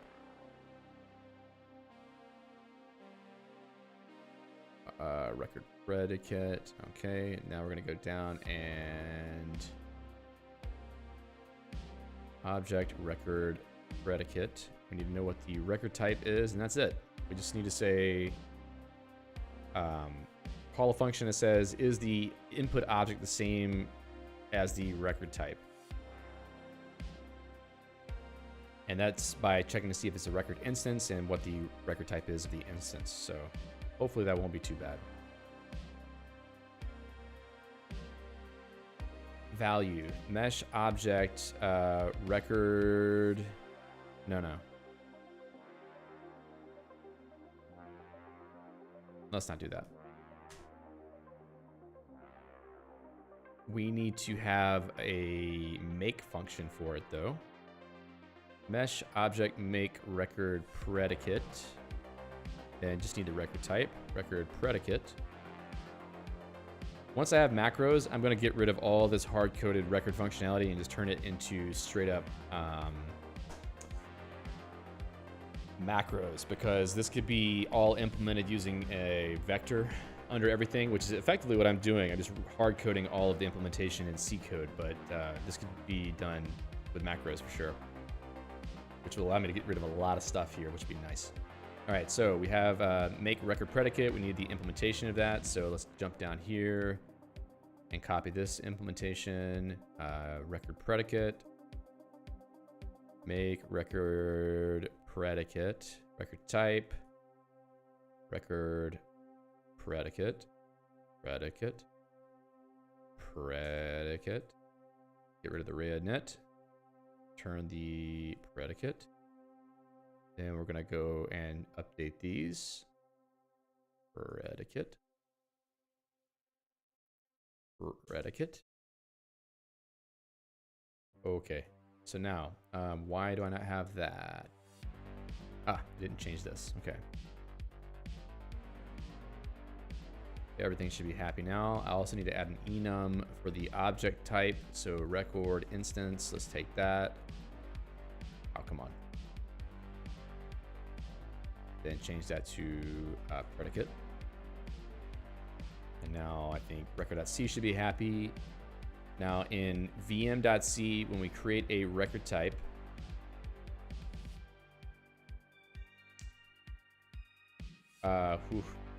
who's gonna do that? OP define record. Okay, here it is. So record name, maker name. So I need to copy this. Create a binding for the predicate function. Predicate name. We're gonna join the chars of the name with a question mark. And now we can do the predicate name string. Predicate name, string length. Honestly, I don't need to do a string length on this. I can just say record name, length +1. It's just one more character. And then we're gonna push it to the stack, predicate name, and we are going to free the original string we made, predicate name. Create the binding for the predicate. Let's move this down right here. Create module binding.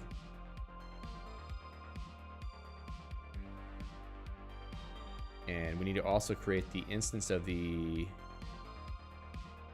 yep.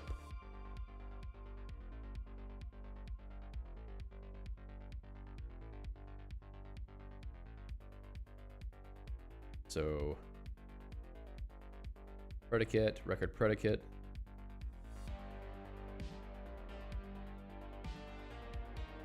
Is make record predicate. And that's going to be for record, I think. Get rid of that.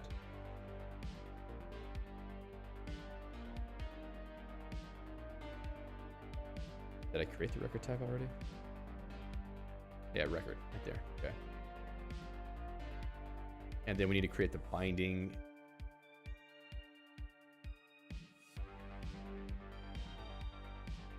Let's do this.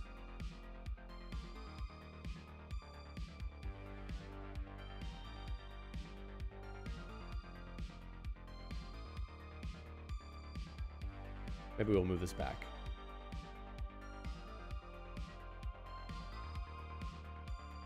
Okay, so we've pushed, let's see.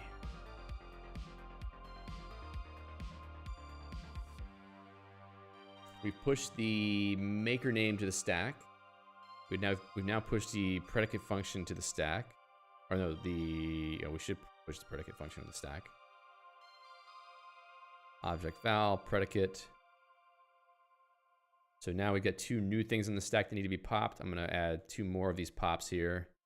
And then this should be fine. So we got the predicate function with a name string. All that should be good. We'll see. All right, so expected fields after define record type. That was in UI. Define record type, fields.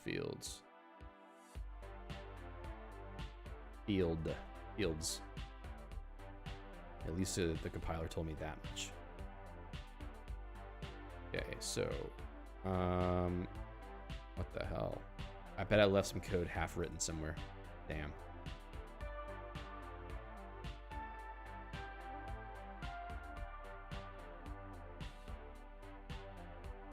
Really should have been making some commits here because I got a lot of stuff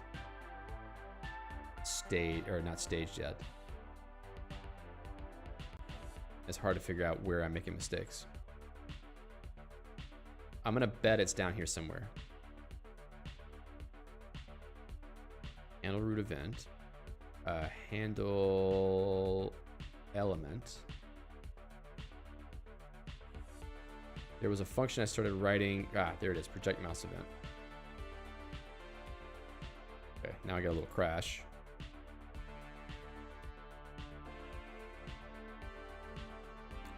Okay. I forgot to add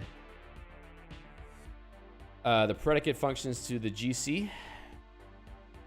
VM GC. Oops, GC. So let's just steal one of these. Record predicate. Actually, predicate field. Predicate.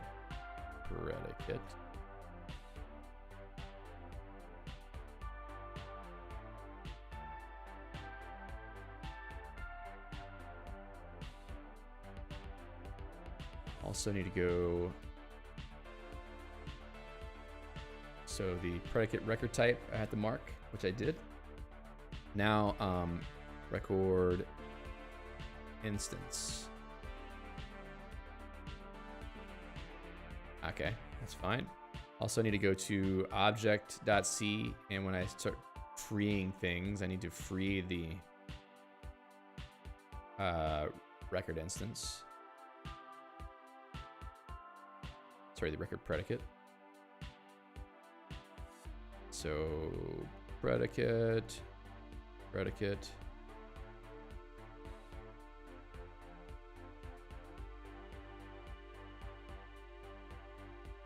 Actually, that doesn't need to be there. Predicate. In fact, that can go away too.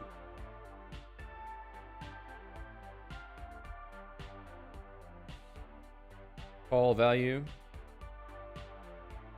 I must have made it to the place where we call that function. Oh, and I haven't implemented that yet. Okay. So in VM, record instance. This is in VM call value. Okay, cool. So I just need to have an entry for. So there's field setter, and I can do this.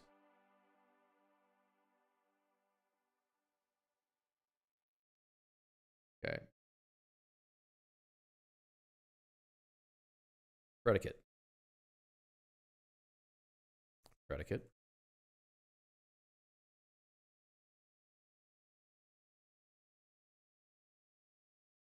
Now I have the predicate, and I should be able to grab the other parameter to the function. We can do this. We can just raise an error if we don't have the right number of parameters, which we should because I keep making mistakes on things like that. So I need to have proper error checking. So the argument, we should have one argument. Record predicate for type S.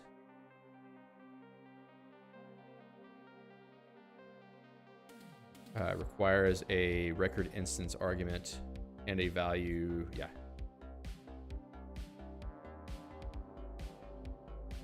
So predicate, record type, name, cares. Okay, that's good. We've checked that. Now let's grab the arguments. Arg count 2.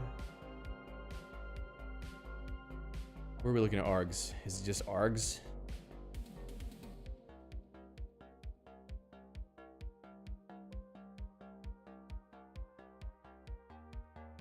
All value. Oh, it's on the stack. I just need to look at what's on the stack. We peek or pop here? No, we don't pop anything. We want to peek.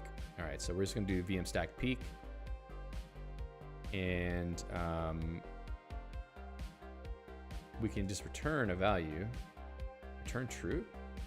Return false? Oh, I need to push a value on the stack for the result.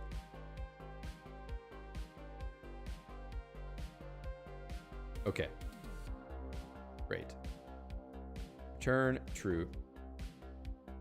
Let's also say if... I actually mesh VM stack push VM and then do a little ternary operator VM stack peak VM 0 because it's one argument. It should be at the top of the stack. If we say that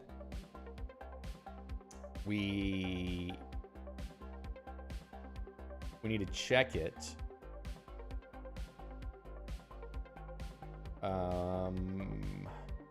yeah, we can just pass in anything. If it is a, oh, actually, let's do this. Value arg equals. We're gonna have to do a few checks on this, I think. Is record instance arg and as record instance arg record type equals predicate record type. We return true val, otherwise return a false val. And that should be enough to do the comparison. And then that's it. That looks really ugly though. Why did it do it that way? Wow. Predicate record type. Ugly. Probably because I need to group it correctly. Okay, so it is record instance. Check if the parameter is a record instance and if its type matches the type, the predicate.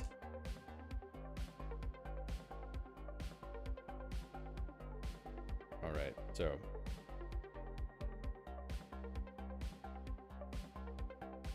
we have an input event. 641. And what are we calling?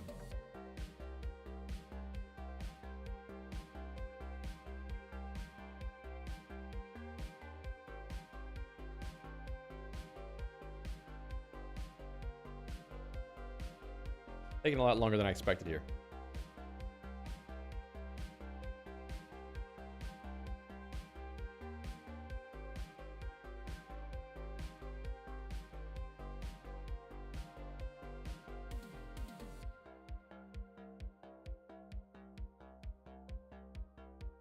So somehow we try to call something that's not a function or any kind of callable.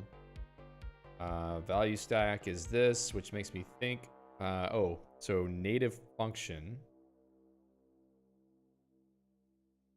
What are we calling a native function here? Let's see, when we print out the function,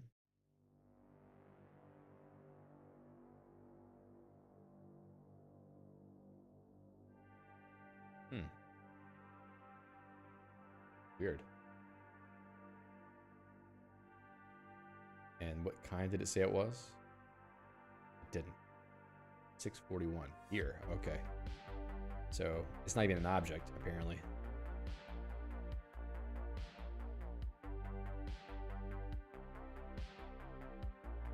Object print native function, record instance. I forgot to do this too.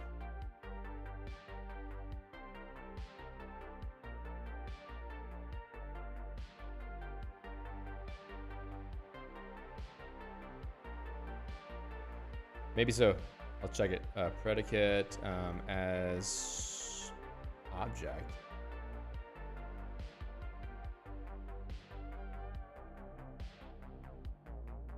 Why am I doing this? Every once in a while I see things in this code that make me wonder what the hell I was thinking. Predicate, record type name cares. Let's see.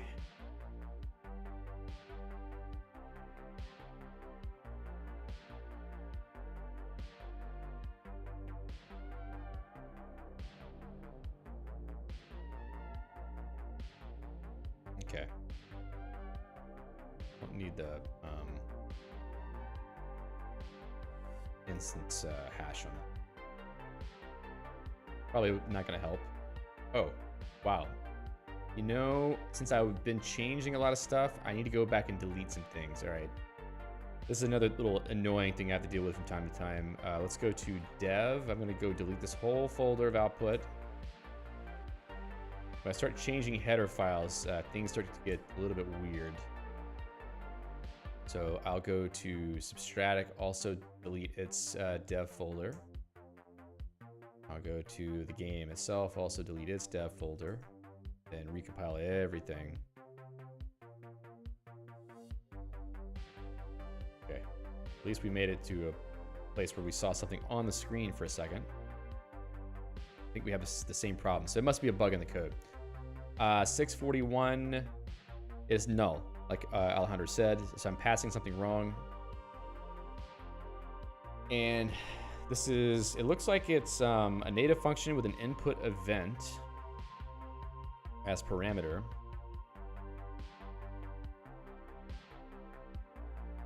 So what if I go to vm.c and say,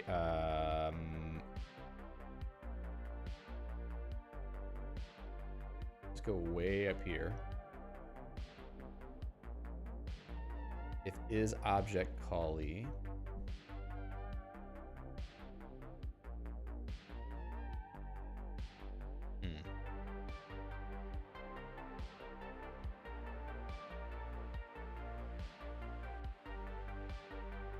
But the weird thing is that callee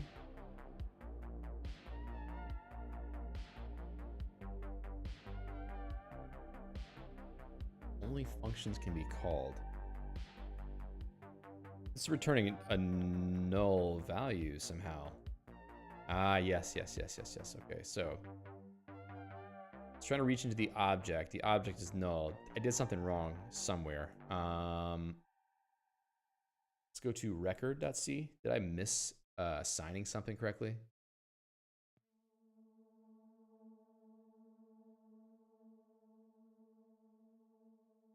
That's all fine. Back in VM, when I set up the predicate,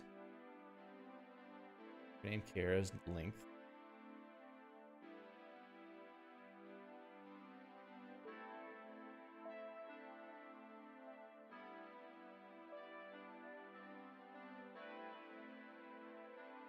Let's do this. Mesh value print VM output port. Object val predicate name, actually print values, print value. I have print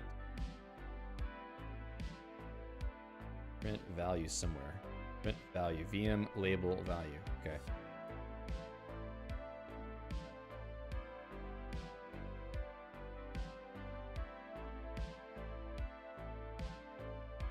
right here. Print value VM predicate name, and then object val. Let's take all this right up to here.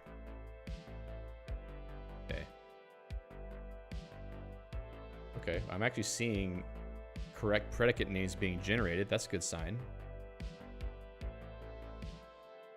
So we push the predicate name, we create the predicate, and we push the predicate. I could try to do that too. Let's do this. Just to make sure that everything we're creating here is correct. Wait, what am I doing wrong? Okay, predicate name string, okay. UI element, predicate UI context, those all look great. And what are we pushing up until we start popping? So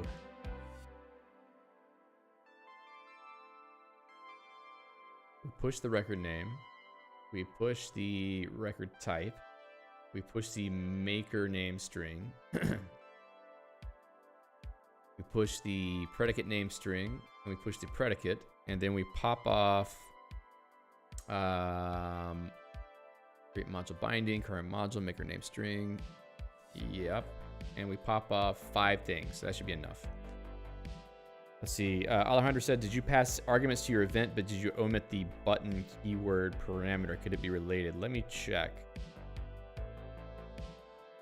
Oh, I omit it, but it's okay to omit because it doesn't cause any problems if you omit.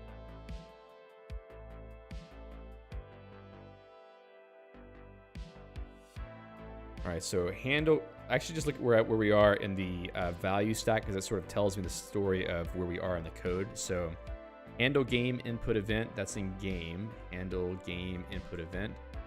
This is at the point where we are calling a native function and passing the input event in. So it's gonna be one of these, probably like this kind of predicate function.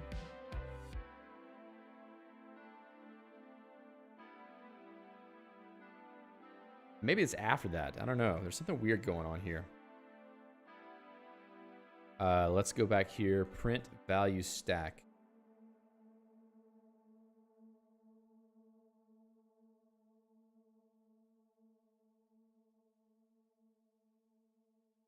Okay, so let me do this too.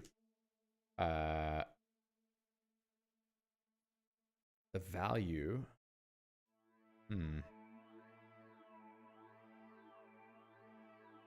Value call e.kind, because this is a value. 0. 0 is false, isn't it? Let's go to value.h. Unspecified.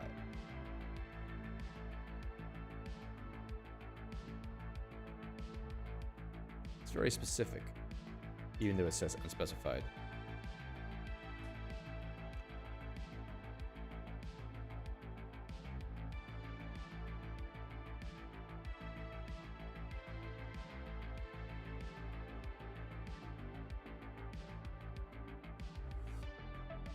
What did I do wrong?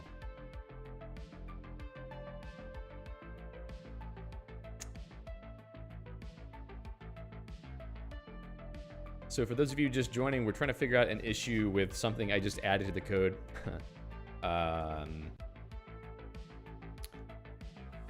it's a little bit difficult to determine where it's coming from, but I think one option I have here is to take a look again at the diff of the event handling code in the game and see if I can understand where this may be going wrong. So we have input event. Maybe it could be in this function actually, or higher, but we'll find out. Translate input event, mouse X, mouse Y. We're doing a few different checks here. They all seem to be, oh, what is that?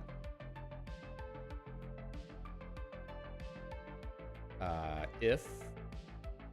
So that's wrong. I don't know if that's the problem, but it's definitely wrong. Yeah, so still the same problem, but at least I found that there was a bug there. Let's go down inside of handle game input event, because that seems where it's coming from. And then check the stuff we've changed. So translate input event.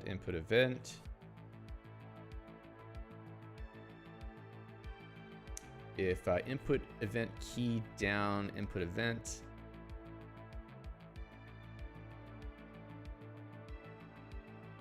What if I just take that out? Okay, so something about calling this function is giving some headache to everything else. What if I do input event here? I imagine I will get some other kind of error. No. So handle element in UI, handle element.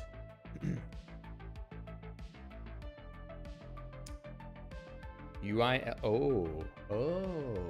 okay, let's think about this for a second. If I initialize a UI element with no children,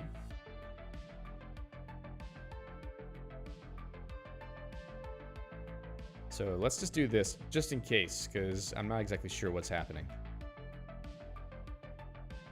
All right, that didn't help, but probably a good sanity check, make sure that we're not doing anything wrong. All right, so I'm not calling handle children, I'm calling handle element, right? Handle element. UI element handler. Now this could be false. What if there isn't a handler? Yeah, that's the thing. I wanted to avoid. There's a handler for the button. Renderer, updater, handler. Renderer.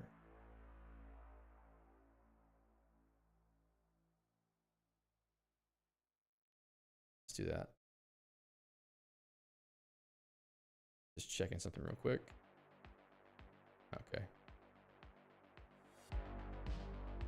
So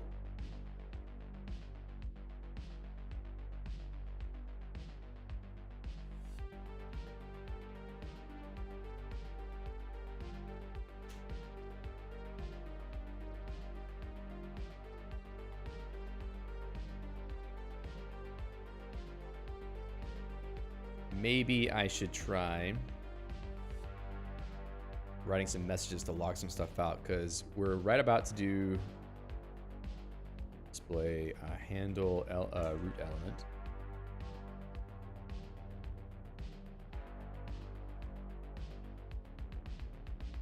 So it doesn't seem to be where I think it is, because it's not printing out this handle root element. It's somewhere else inside this function, because we're definitely 542.1.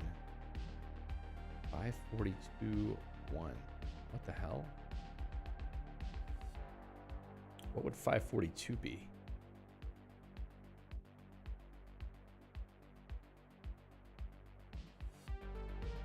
That's really weird.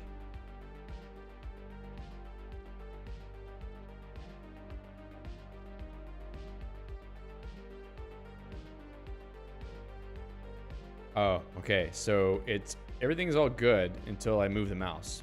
Boom, and then it crashes. Interesting.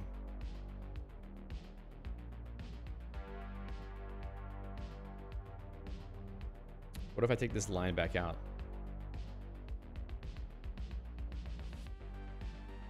That's really weird. What about back in UI where I was doing the const thing? Right here, if UI mouse event display handle root event. Let's just write that out and see if we end up in this function. No.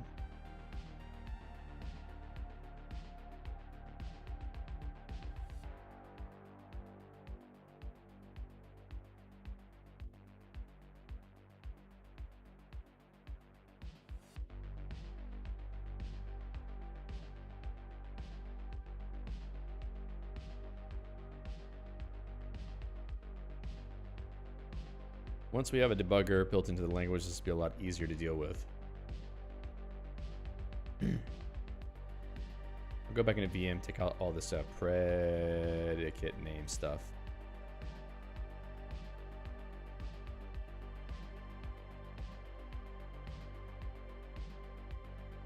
And what is the rest of this writing string? Is that in IO? Right. writing string. Let's take that out too. Don't even see that anymore. Okay.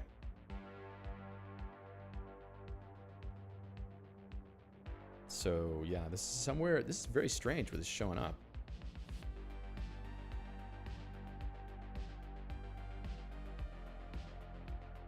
Maybe I should do that then. Let's go into VM. Now that I know what it looks like, Kali.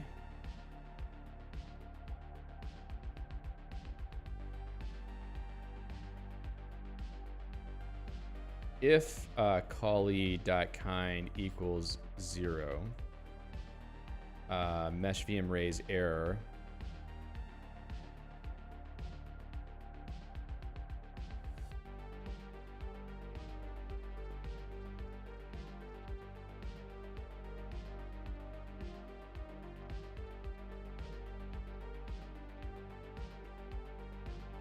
This may give us some more details about where things are happening.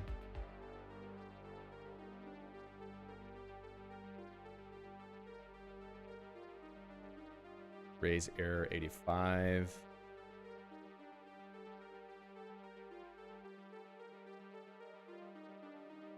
What's the problem there?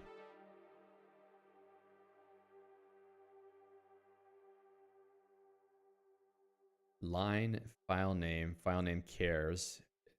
Did we run off track somehow?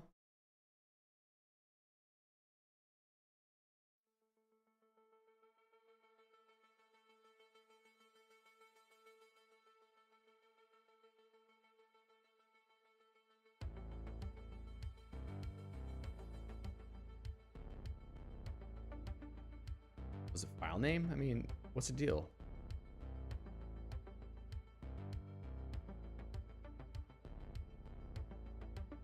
Let's try this.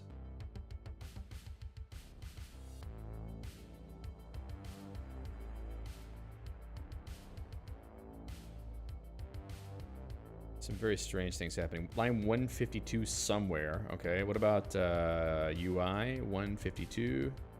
Line numbers are not super reliable. But it could be here. Handle player input. No, it can't be there. It would have to be before that. So maybe it's this whole block. Sort of makes sense. Input event key down equal. So the equal here seems to be right.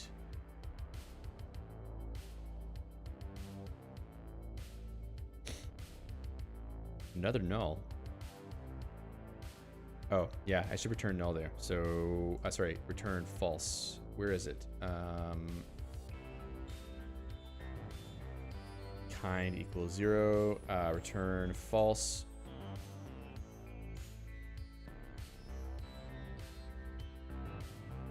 Okay. I guess now I'm getting even less information than I was getting before. Weird that it can't find what the file name of the file is. vm.c raise error. Why is this not working?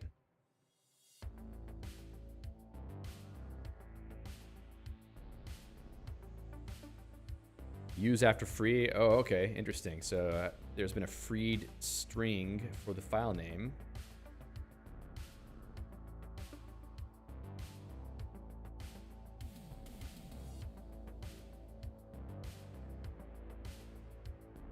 Let's see. That sort of makes sense. Let's go into reader. File name. Port data file.name. Ah, yes. I think I should duplicate that string. Reader file name. Reader from string, file underscore name. Let's do a string dupe. And then when the reader gets, well, reader never gets destroyed, that's the thing. But this will go away as soon as the port is out of scope, and that is at the beginning. Interesting.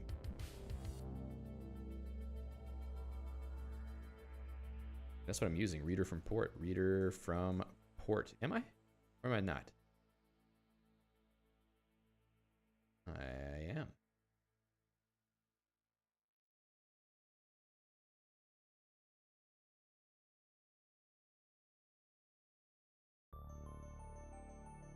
What do you say about this?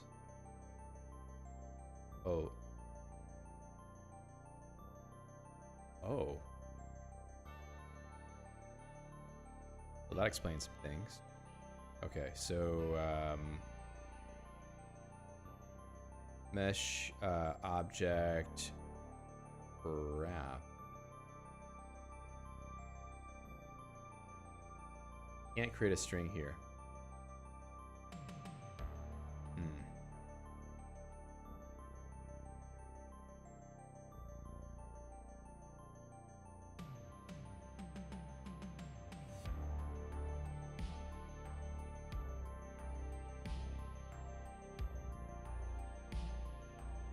So this is some new stuff that I wrote, and I'm trying to decide who should be responsible for creating an actual string object here for file name. Because I think the file name, yeah, that's an object string. The port itself doesn't have an object string. It just has a plain character array. We need to have an object string.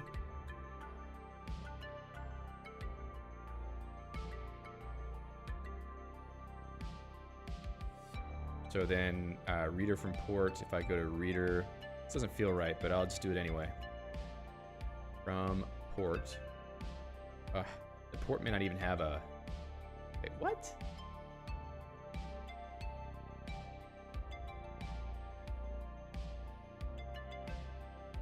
Okay, we have VM here. Whatever.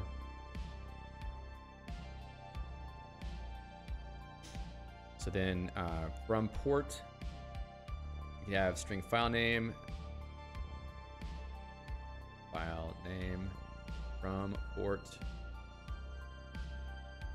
file name, object, string, file name, equals mesh, object, make string, VM, file name. Also need the length of the file name.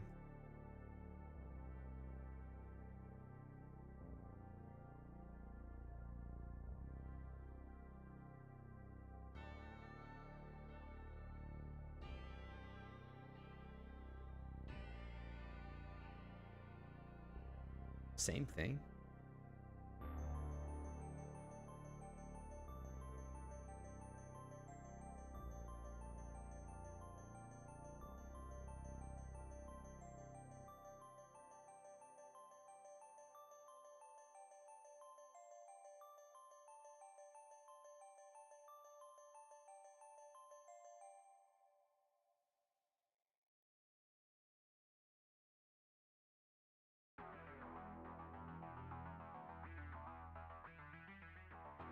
Okay, I'm barking up the wrong tree here.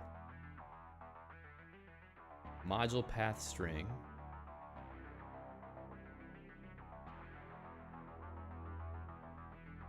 Which is what the case would be for reading the module of the game code. It should be in the stack. Reader from file. From file, source, reader from string, file name is file name. I mean, that should keep it around. Am I not actually traversing the reader? Let's see, GC, reader. That would explain it. So roots,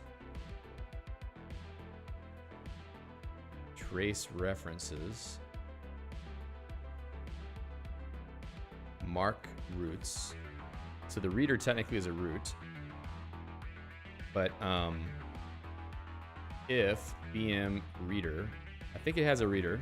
Let me check VM impl reader. No, Only has a context, so that does explain.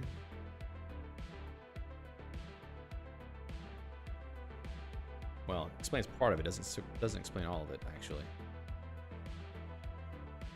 So when we read this in, that string gets used for the file name of syntax objects, and then in the compiler, file underscore name gets stuffed into what? The chunk file name? Current file. Is it possible that that's being lost? Mark roots, mark.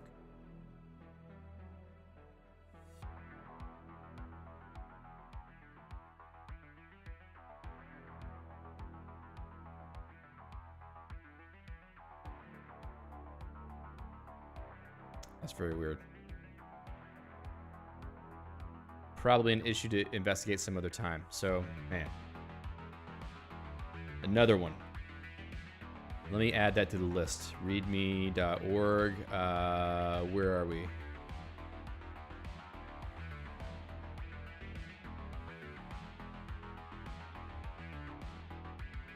File name string is being freed before an error can be printed. Chunk file name string. Suppose I should go check that though. GC chunk. Object kind functions. Well, yeah, I got function name there.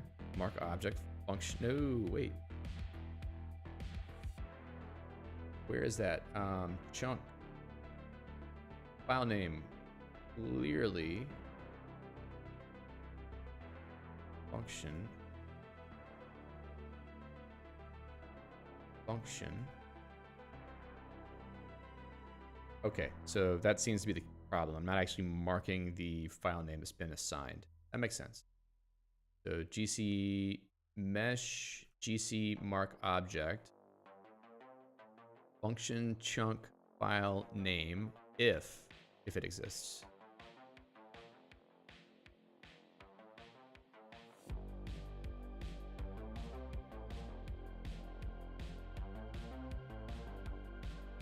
What's your problem? What, you want me to cast for you? Okay.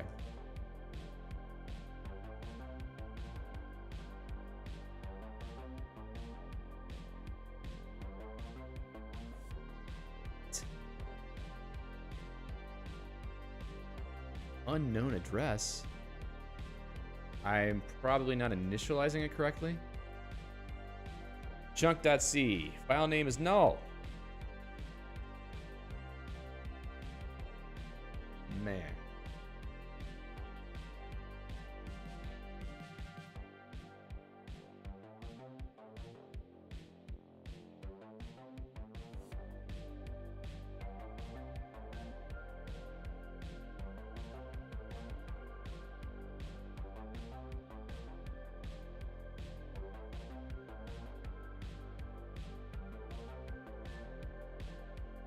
Mark object, BC13. Man, dude, this is really... Function chunk file name. This could only be a problem if this is a bad value.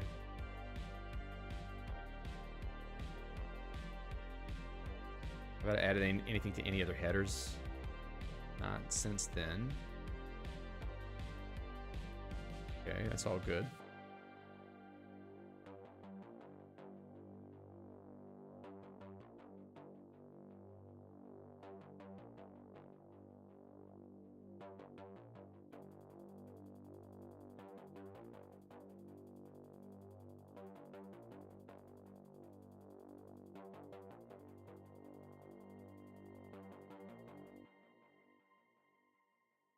File name comes from function chunk file name. Well,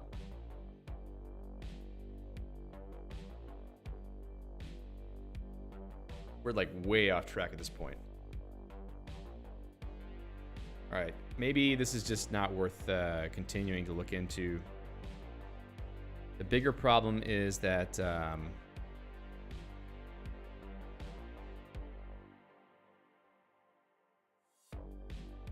there is still an error. Ah, great, still. It's unhappy about that file name. File underscore name.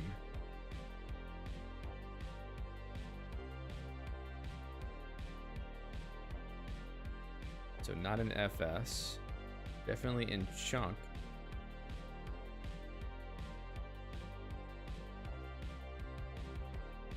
Syntax is a file name.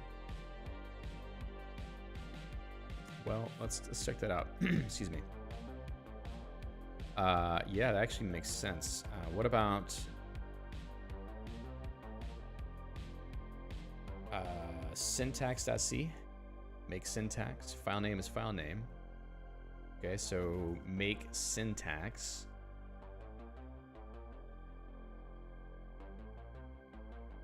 Reader file name. What if okay,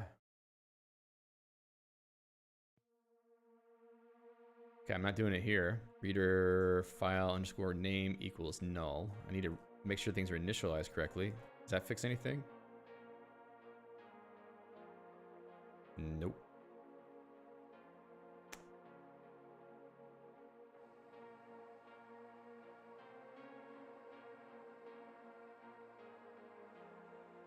Reader init, reader context.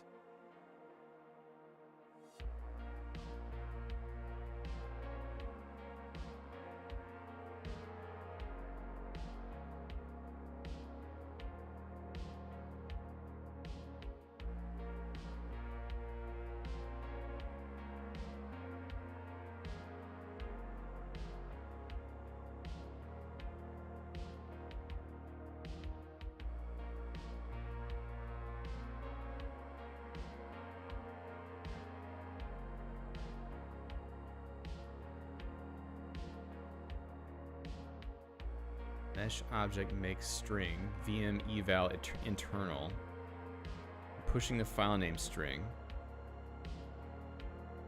reader from file.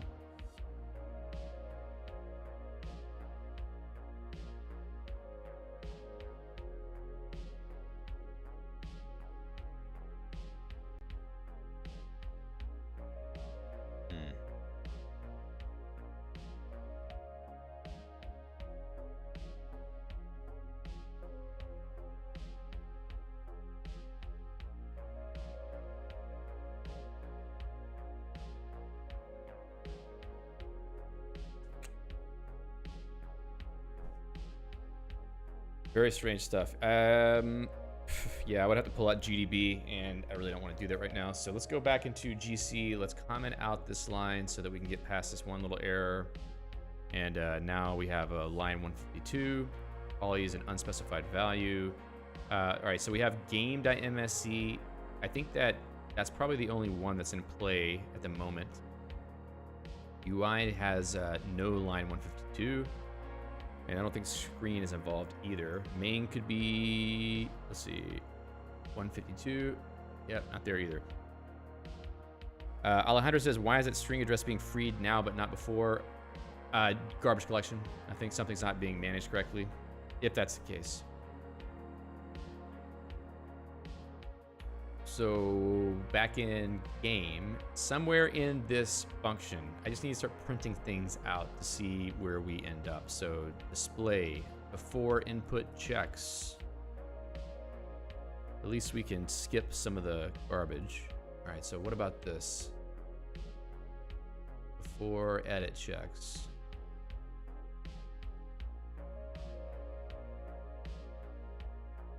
All right. This doesn't make any sense.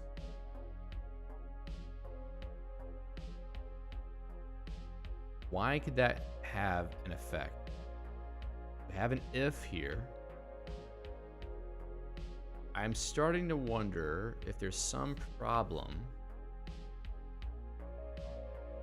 with if expressions that don't have a false case.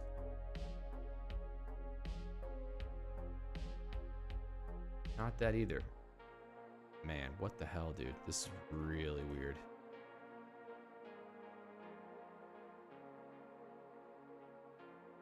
If I take this display here out. 156. So I need 2 displays. Where are we now?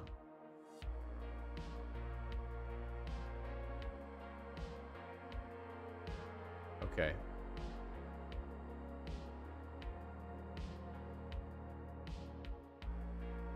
$157.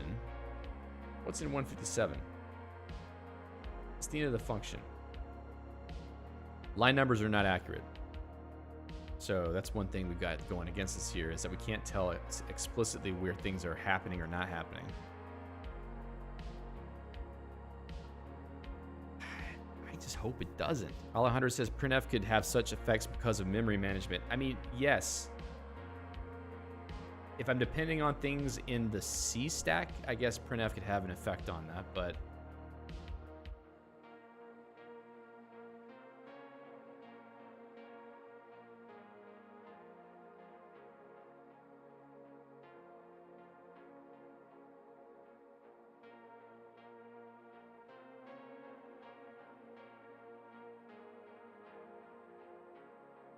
I just have this intuition about something being wrong somewhere else, so I just want to try a couple other things first.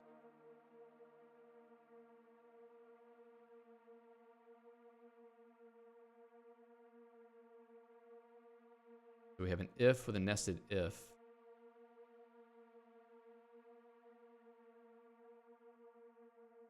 Okay, so that's not helping.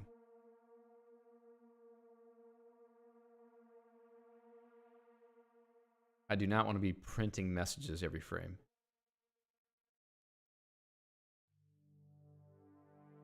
File read all. Is it possible strings could be overriding some memory outside of their boundary, is not outside of the printf buffer? Oof, I don't know.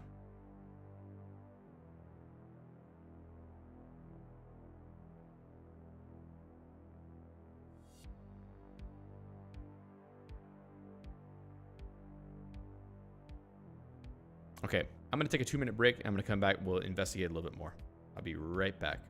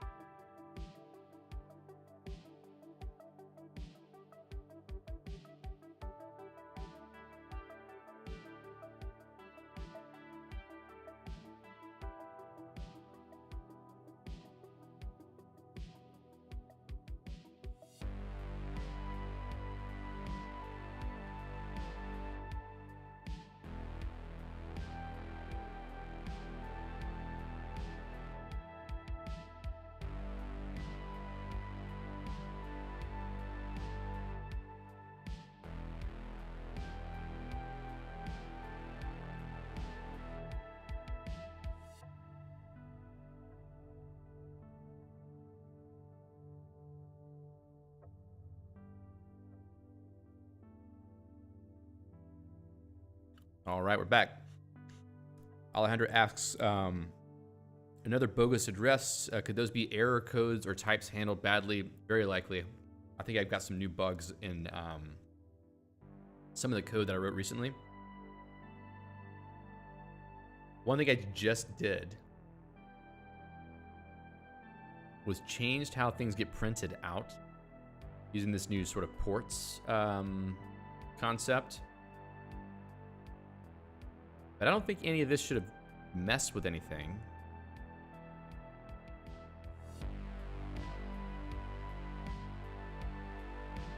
Maybe if I look at the display function, let's see what that looks like. So if I go to, maybe it's core.c, or display underscore MSC, display. Oh, I'm in the wrong code. VM display underscore MSC. There it is. It's just plain old mesh value print. It's going to the current port, and then value.c print port value print style output. If it's a string object, string, come on now. Oh, it's printing an object, so print ex object.c print ex object kind string fprintf the file pointer of the port and the C string of the string. So it's just a plain old printf. It shouldn't be causing any problems because it used to be the same. It was just printf before. Now, you know, if I have a wrong file port, it would be a problem, but it's all standard out.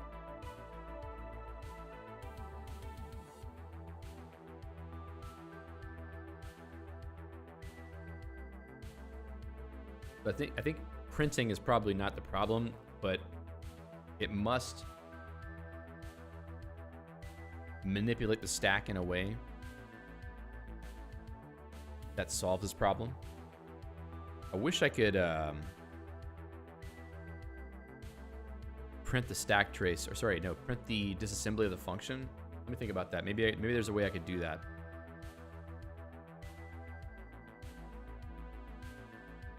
So where was it crashing? In game? Okay.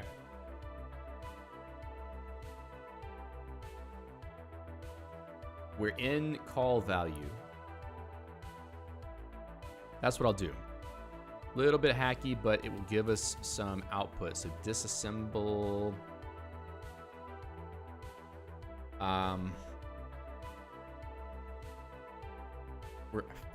Go to VM, disassemble function. All right, so let's do that. And back where I say kind equals 0, then I can do this. Frame closure function. I need to have access to frame. If I can get to VM underscore, current underscore frame, I think is something. VM impl current frame, or is it frames frame count -1 VM frame count -1. This is why I need to debugger. Did the URL get to you? I don't know. Oh no, I didn't. I don't see it. Let me see. No, I didn't see anything.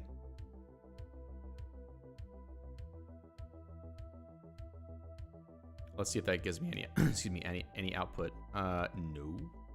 Maybe I have an error in my code. Yeah.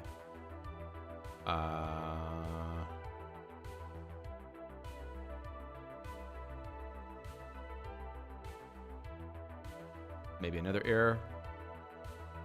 Huh. What? Come on now.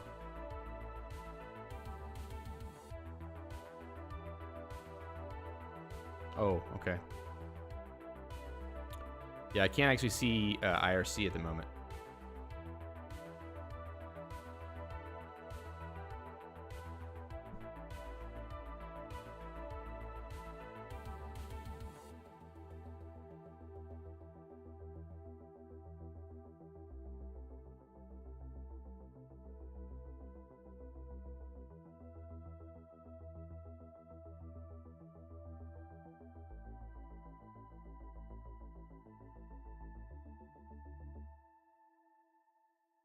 So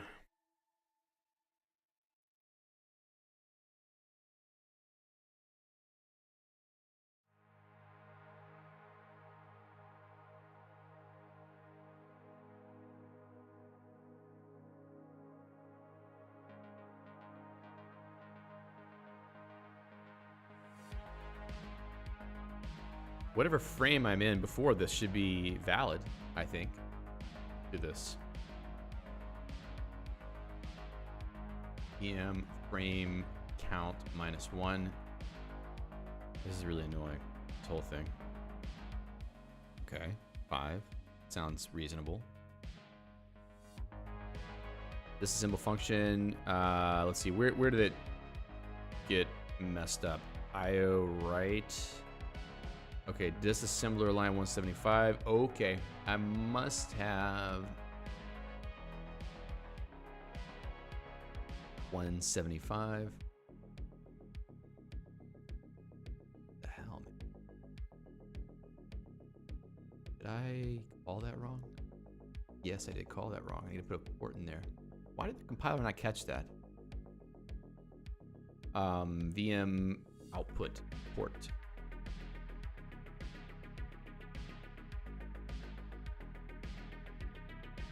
Dude.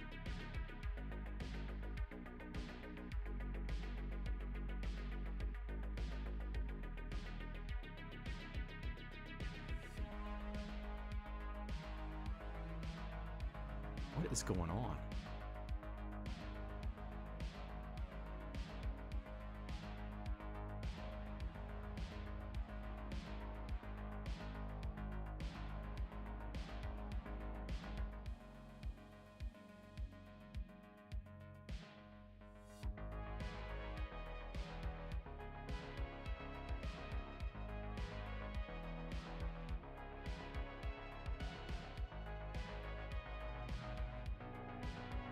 Too many arguments. Maybe the, okay.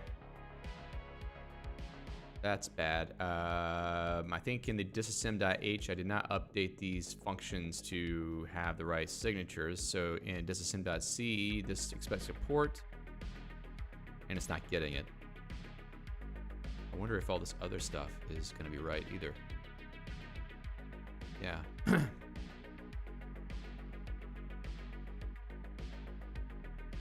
What about const instruction? These shouldn't even be exported anyway. I mean, like, some of these should not be a part of the public API, in my opinion. Let me go back up, because I think something else flew by. VM 1077, 1077. Okay, VM output port. Really shouldn't be output port, probably should be air port or something. All right, there we go, finally. Thank God, maybe I can make sense of this.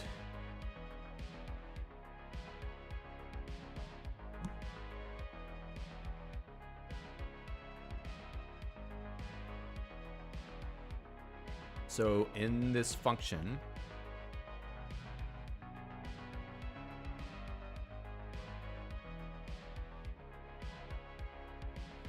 how many bytes does it have? Uh-oh. Okay. And I can't get to the instruction pointer because maybe I can't get, no.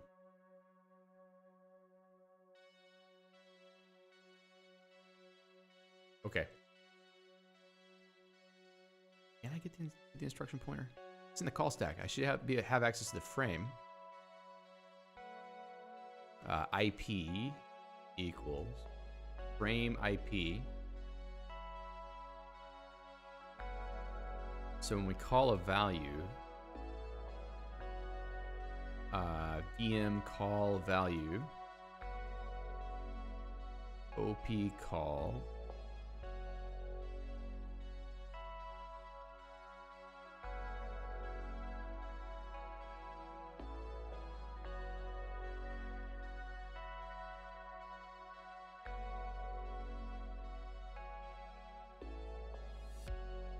So let me just go back and see if I can backtrack and figure out which functions this is related to. So input event mouse move. It's got to be this whole function. I think it's this whole thing. So yes, read global input event mouse X. Screen scale. Looks like all of this stuff right here. So same thing for that. And then jump if false. Yeah, I'm seeing some stuff possibly missing here. I'm not seeing any. Okay, I see an OP false there. Let's check this out. First of all, we have an if. And set global, set mouse X. And then set mouse Y. And then we do a jump. Otherwise, we pop and then we put a false. That's right. So we have the false there. Then we pop. No. Yes. Yeah, we pop the false off because we're not using it here. Okay, the next thing is reading global state. Have the constant for editing. Then we do the jumping for the and. Input event mouse button down, blah, blah, blah. Then we have a closure for the lambda, and it must have already executed then come back. So this let basically invokes a lambda, and that must have executed and returned right about. Let's see, these are the parameters of the lambda. We're calling the lambda. We call the screen world function first, and we call the lambda. And then we jump because we're jumping over the false. Okay, now we're down to this block. Input event key down. We call that using the input event. And then we jump if false. Then we're in this part, we read. Say what?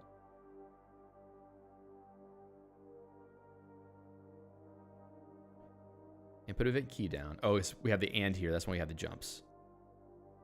Input event key code. Then we call equal and jump if false. Then in here, this is the begin leg. Set state.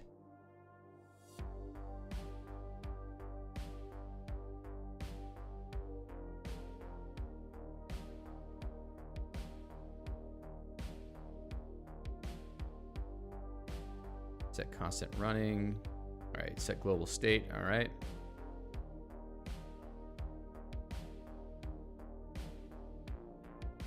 Let's see, string append, mode toggle to, symbol to string, state. We call symbol to string. Whatever string is there gets appended with the mode toggle to and the new line. Then we call display. And then we jump, or we have false, and then we pop that because we don't need it. So everything's looking more or less correct code-wise so far, bytecode-wise. If equal state editing, then we display that. Input key down. We call it input event modifier control, call it input event key code S. We call OP equal. And then we have the begin where we call save screen.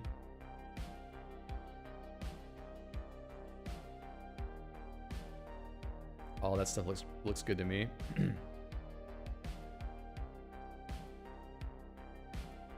Then we jump at the end of that, but then we have the the next leg, which is handle element. UI context root element, translate input event, which is considered a global. read local for input event, read global for mouse X, mouse Y, call it with 3 parameters, which is correct. Then jump. Okay, so the code looks right. Now the question is, when I insert one of these displays in here, what changes? Like, let's say if I copy the disassembly here,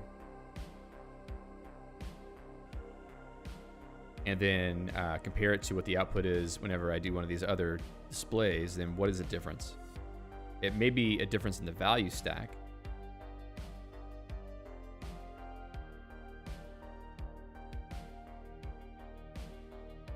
Yeah, like we don't even hit the same code path.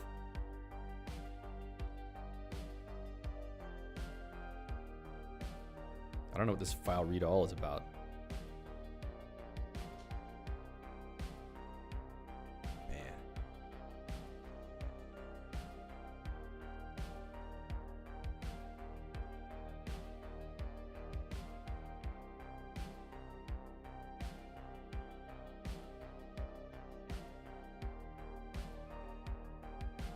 Okay. So something about inserting a display is manipulating the value stack. If I turn on logging for everything, this is going to be a nightmare, but maybe it will get us to the place where we can see what's going on. So let's go see if I turn on debug trace execution. Really? No way. There's no way you made it through that fast. Yeah, I didn't think so. Mesh value print 1412. VM output port. Okay, we missed another one. Let's say value print. I think we have a few in here that need to be updated. So this is a VM output port.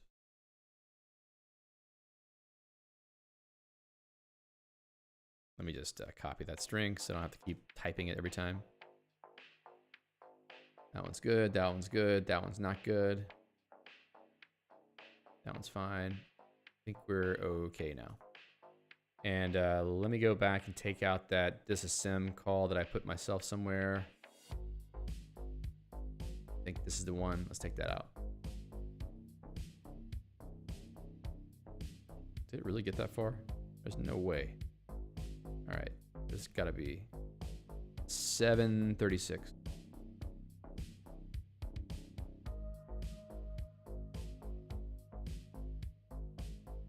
There we are. Now this is gonna take a while. I'm so happy that I have a separate computer for running the stream, because this is gonna chew so much CPU that the stream would die right now if I didn't have a separate computer that was sort of watching it. So what this is doing is every single instruction that runs through the VM, it's writing out the call stack and the value stack. So I should be able to see what's happening, but I avoid trying to do this for real code because it's so noisy that it takes forever to get to any of the output. In fact, I should probably run this in vterm because it would be a lot faster. Look how big this buffer is getting. I think it's like 136,000 lines. Way too big for a buffer in Emacs. Emacs could even die, I think.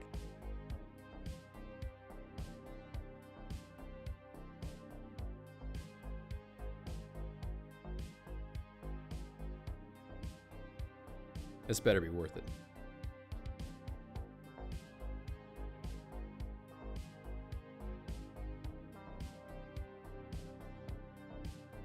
So, once again, I'll say that this situation is not good.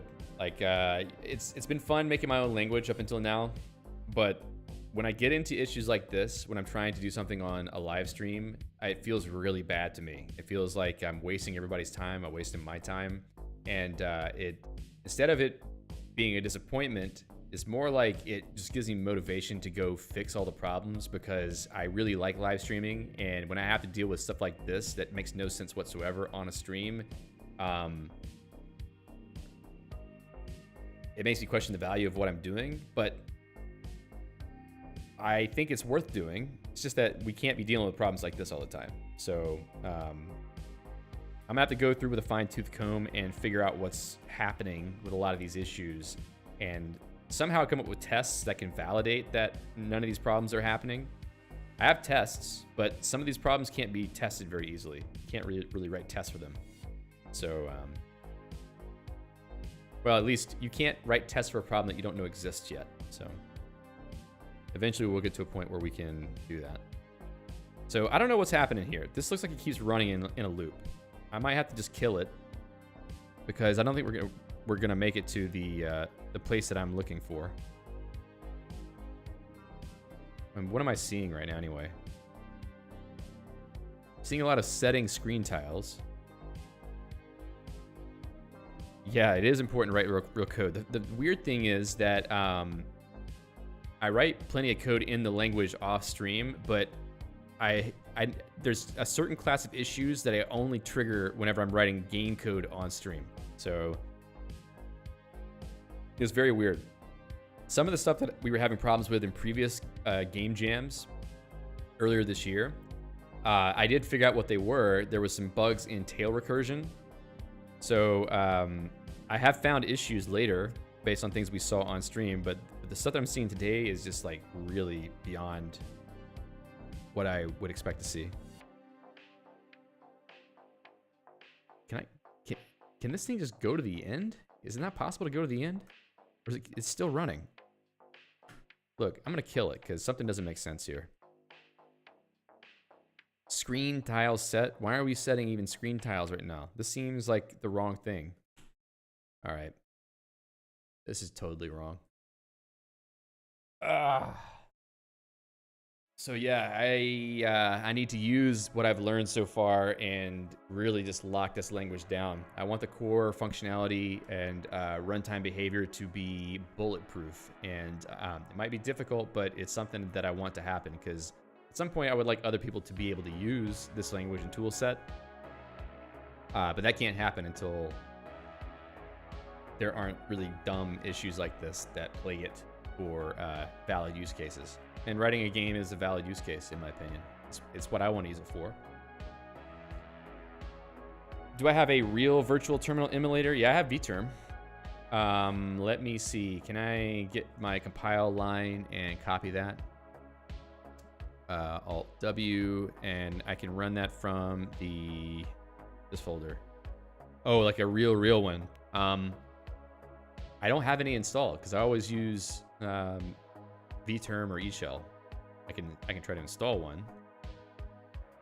So let's run this line.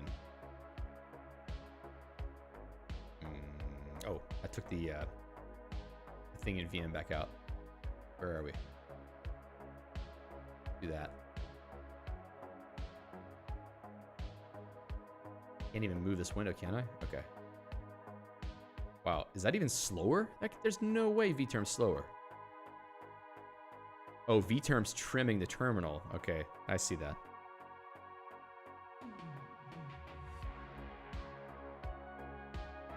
All right, I see some things happening now. I see like the map data being loaded or written out, one or the other.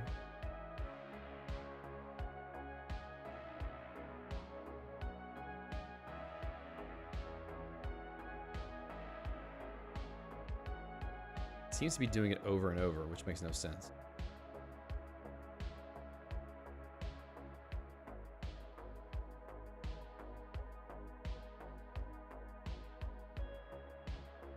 Why is it doing that?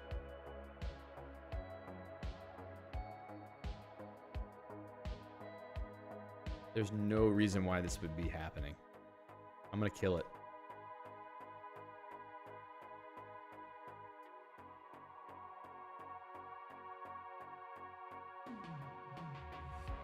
Okay, this is for writing the output. Is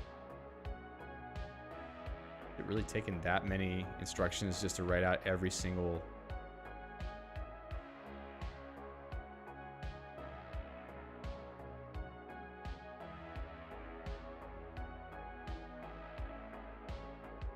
Yeah, even that just seems ridiculous. All right, let's try xterm. This is going to be horrible. I'm sorry. I don't have anything set up for this. CD projects code GG. Okay, so let's. And you. Oh no no no no no no no no no no no no no.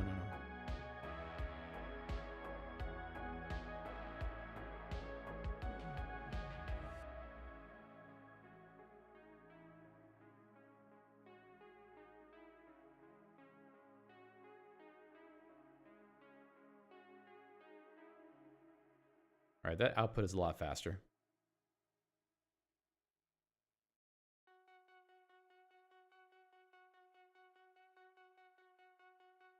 It sort of impresses me a little bit, though, how fast the code actually runs. And you can, when you start seeing everything being printed out at the screen, you realize how much is actually happening.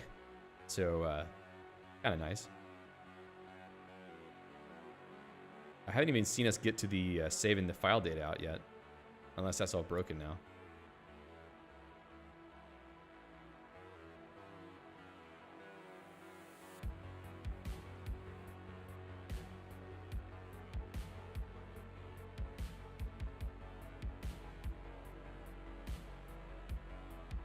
The output looks a little bit different. I'm not sure why. Let me try one thing real quick, actually. It's still on the save screen thing, though. If I go back into game, get out of here. Game. Let me go back to my, okay, I'm already doing that. So I'm creating the screen. I'm trying to save the data out. Let's see, what is it? Start. Assets, screen, start. Yeah, it's empty because I've started trying to output the file. It's weird. I would have expected to see all the stuff for writing out the map data before now. This vterm seems to have reached that point sooner. Once again, it's also a kind of a waste of time, in my opinion.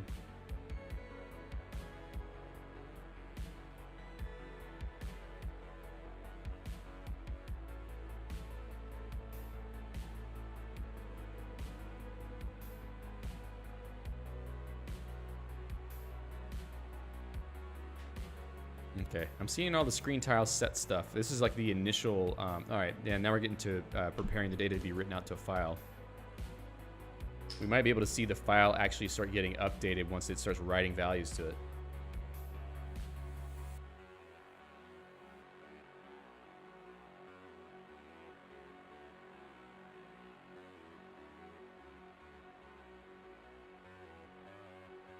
And then we get back to the question, what is it that I'm looking for? I'm looking to see what the state of the value stack is and the call stack at the time that this crash happens, or this error happens. Did I put the code back in the right state? Game, split. Handle, game, input event. Okay, that's commented out, that's commented out. Good. All right, it's where I want it to be. So let's see what this file writing does. We'll wait for it a bit, see what happens. Okay, now we see some output. That's good. At least it got to that point. So now it's reading the same data back in to create the first screen.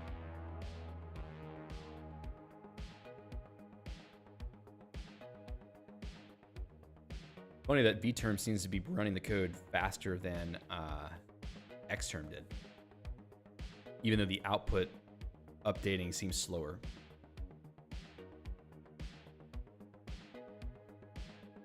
Could the environment have changed the behavior? It shouldn't have, because I'm still running it in Geek Shell. So it has all the same, well, in theory, all the same environment variables and libraries and everything else.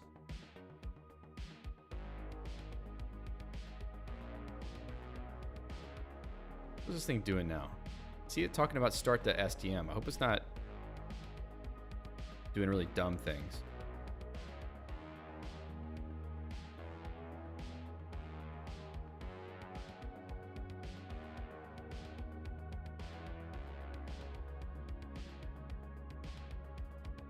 It looks like it's preparing a record.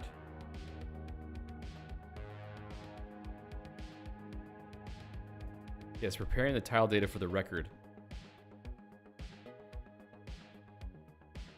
It's taking 20 years to do it.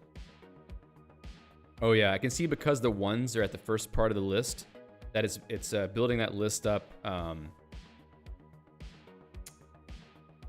in reverse, and eventually it's gonna flip it out inside out. I think now it's probably starting to flip it inside out, and then it will use that as the tiles value for creating the screen. It's amazing how long this actually takes when you're printing everything out.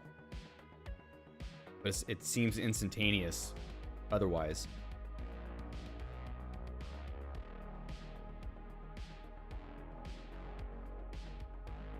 Man, that is taking forever. Yeah, I see it now. I see the right order list being created. This takes a long time.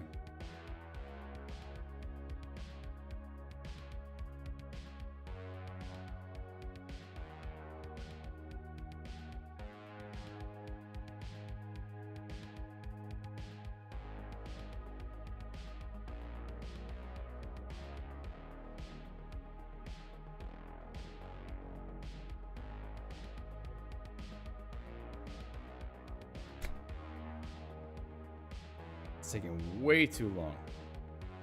Wait, is it doing it over again? I see the ones being created in reverse. Dude, come on, we can't be doing this. We can't wait for this forever. Okay. We need another strategy. Why is it doing that?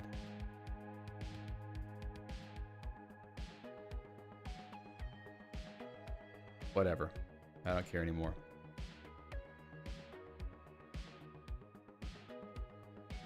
Time to get creative, because we don't have much time left here. Got 1 hour, less than 1 hour. And I need to make some real progress, because otherwise we've gotten the framework for the UI system working, but we've gotten no other progress made. So that's going to be a little bit annoying to me if we do so little in one stream. So let's start using the process of elimination. Yeah, GDB, maybe. I don't know. I don't know if it can help me with this. I think what I need to start doing is commenting out parts of the functionality. I'll leave that one in. I don't need this one right now. I don't need toggling edit mode. But I can leave this one in. So let's just see what happens when I do this. Ah, no way, no way. We're not doing that again. Come on, cancel it. Thank you. Yeah, I need a debugger in the language itself. That's something I have in the short-term plan, but it hasn't gotten here yet. All right, so dm.c, let's go turn off tracing. All right, so it's a bad thing when you comment out code and the code starts working. I think he just tells me that something. All right, let's process of elimination. Let's do that. Let's do that. Let's go into game.msc. Let's uncomment one of the sections and see which one of them is causing the problem, because one of them is doing it.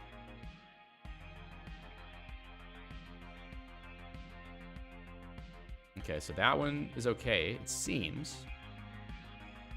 We'll comment it out again.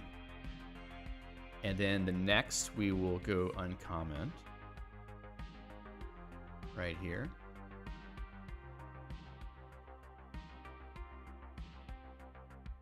So that's fine.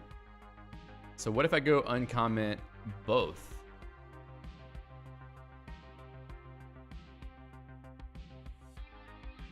What is it about having both of them here that causes a problem? The player clicked the mouse in edit mode. You know, so honestly, I actually want to take this out. These two checks. This one's fine. This one should be here because we need to check to see if edit mode is being toggled. But this one in particular can be done inside the UI. So let's just assume that we can do that. All right, so now I need to go back to handling the player input because now I can't move the player anymore. Let's see if this one causes a crash. Okay. All right, now I can move the player. That's great. All right, so at least we have that. If I click, nothing bad happens. All right, so let's try to implement the click handling behavior that we set out to do and wasted, what was it, an hour and a half trying to fix. So translate input event. Translate the mouse position to screen space, or let's say,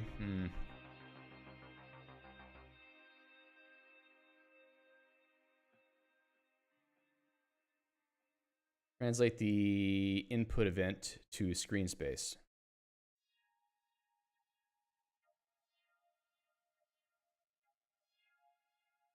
So that's any kind of input event.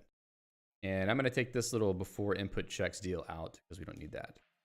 And this if, so if is the whole thing. So I can just put this right back up here. Make sure everything still works. Okay, we're all good for now. I hit tab to put it in edit mode. And what does that do? Input event mouse button down 252. This is that weird 18 again. Dude, something about this 18, something related to this is the problem. Let's go look at that. What is that? 252. I think maybe we can figure this out. So input.c, 252.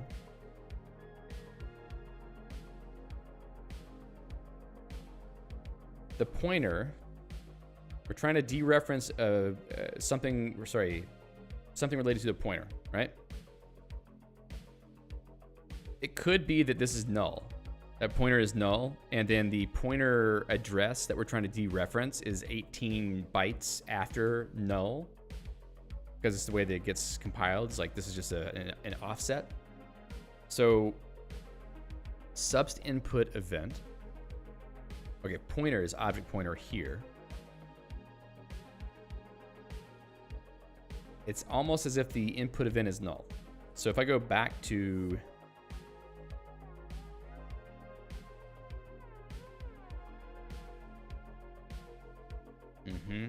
yeah, Alejandro says 14 was a string equal with no second argument. Yes, you're right about that. And that was when I pressed tab. So mouse button down. Tab toggles editing mode. That makes this actually execute. So this tab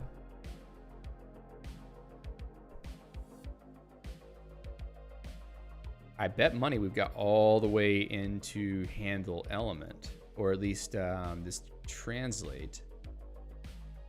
All right, watch this. Display translate.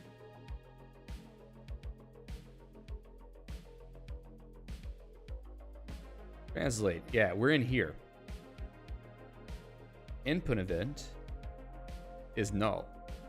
I'll bet money the input event is null.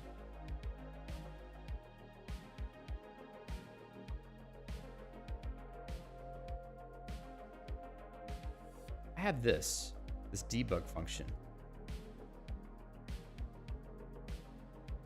Undefined variable debug. Where is that in the parser?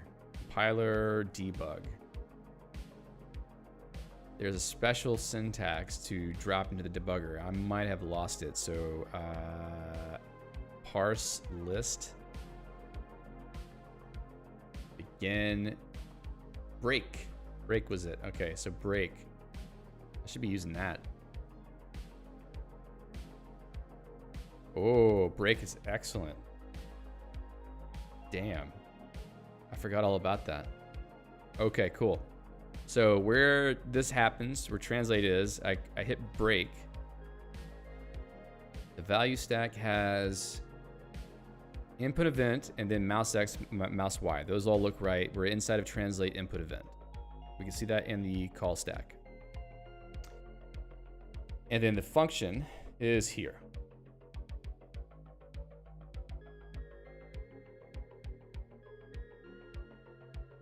So input event itself is fine, I think. This is not a bogus object. Input event mouse button down, read local 1. Now, is that right? Yes, it is. So the question is,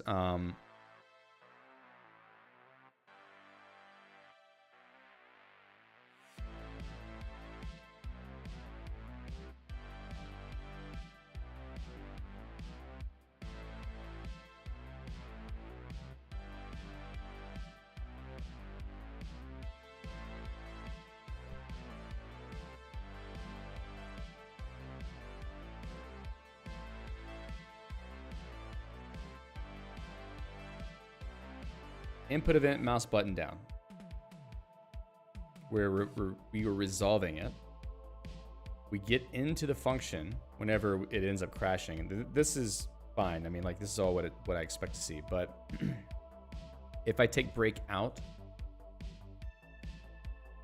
and hit the same problem again, it tells me it's inside of input event mouse button down, which means that it has resolved this function. And then the thing that gets passed in is a bad pointer.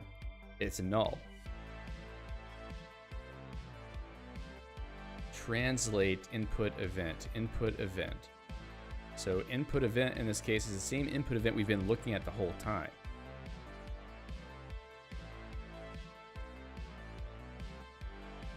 What if I break right here?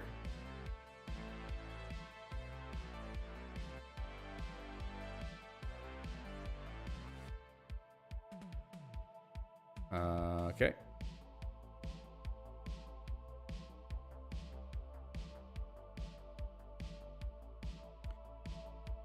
Input event.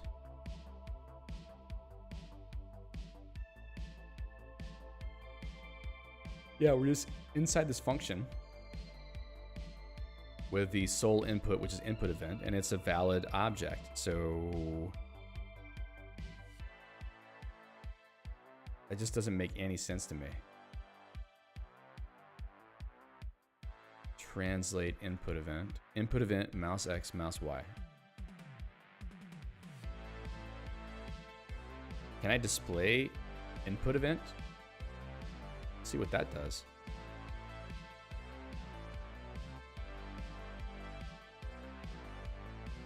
Yeah, it writes it out fine. Okay, something really bad is happening. Is there a bug in that function? Ooh. That can't be, right?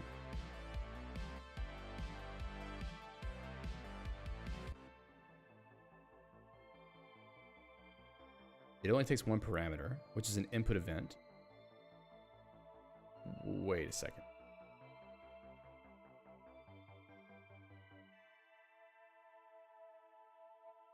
Can I print the pointer?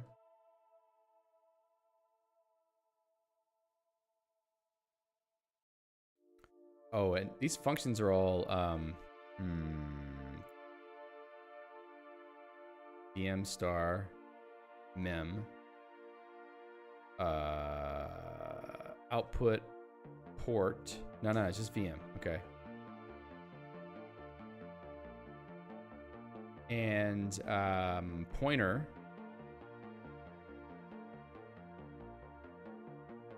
That should be it, right? Let's try this.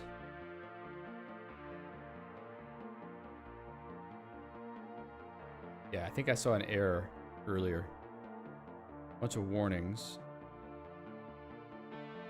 I need to fix all those, actually. So let me fix all these in this file because there's something that changed about the signatures of these functions.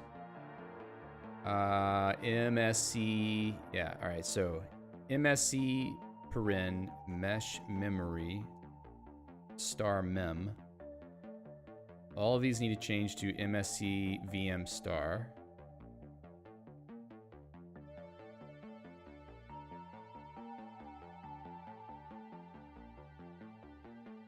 I don't think this is necessarily going to cause any problems, but, you know, just in case. And then any references to mem needs to be changed to VM. Yikes.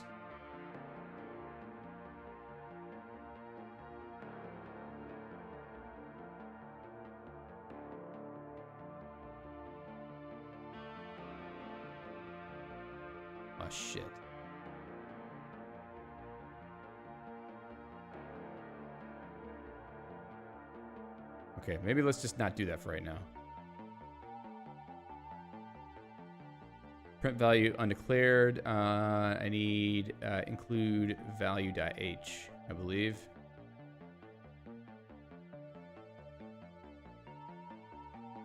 What else is wrong? Okay. That's not part of mesh? No. I don't think there's any stranger things. I think it's all the same playlist that is copyright okay stuff. One musician has made all this music.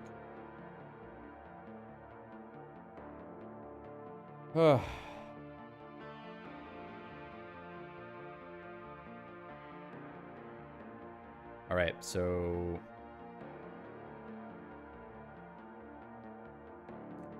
I'll print it out directly instead of using print value. Mesh value print. Is it still?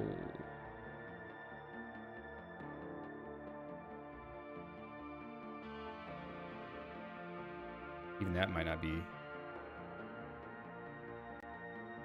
exported. Okay, it seems like that might be exported. This is line what? 252?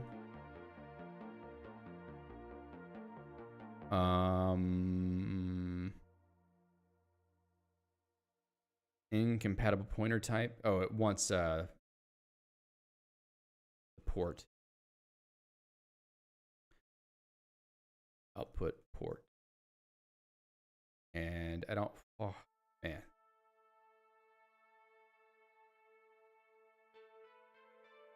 I'm never gonna get that to work, am I?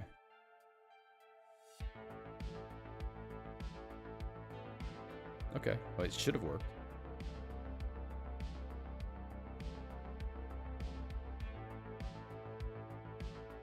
$2.53. So it didn't print anything. Hello? Oh, printf.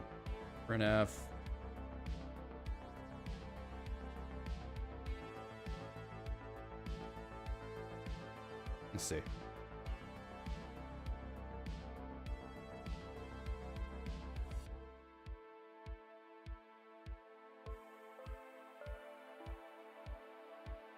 Wait a second. Wait a second.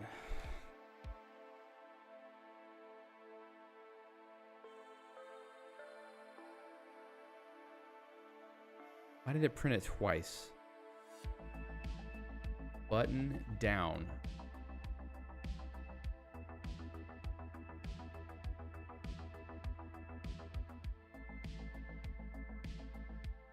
Is it really here?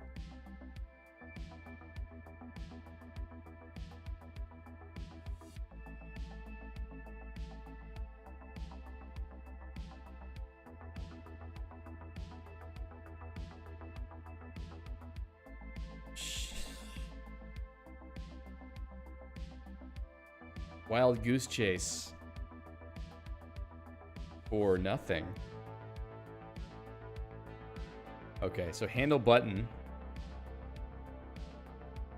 is being called.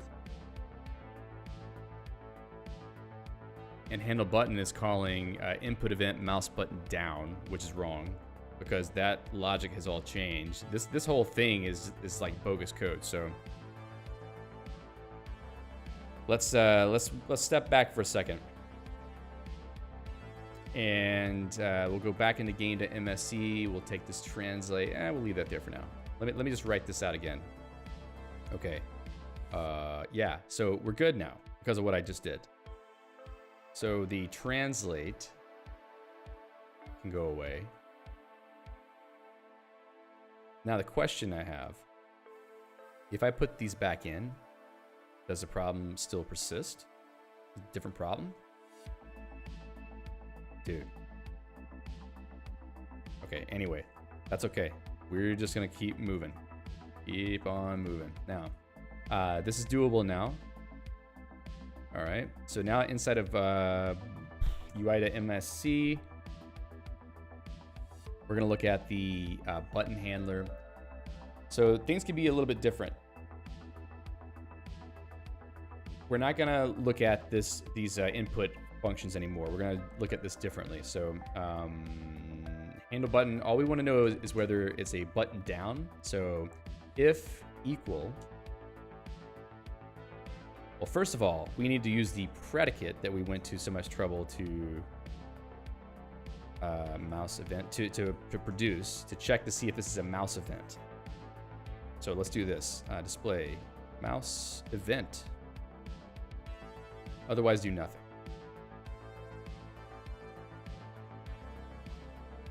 Okay, good. It works. Because if I press the keyboard key, it doesn't complain. So, another thing I want to do. When we're in edit mode, I do not want the player to move around. So, if we're in editing mode, then we do editing things. Otherwise, we can do handling player input. So, if not editing, handle player input. Okay. And let's try that and hit tab. All right, yeah, player keys don't work. If I hit tab again, all good. All right, cool. And when I click, put the mouse up and down, the event gets translated in. So then let's go to UI, and then we know it's a mouse event. So if it's a mouse event and equal, UI mouse event kind is down.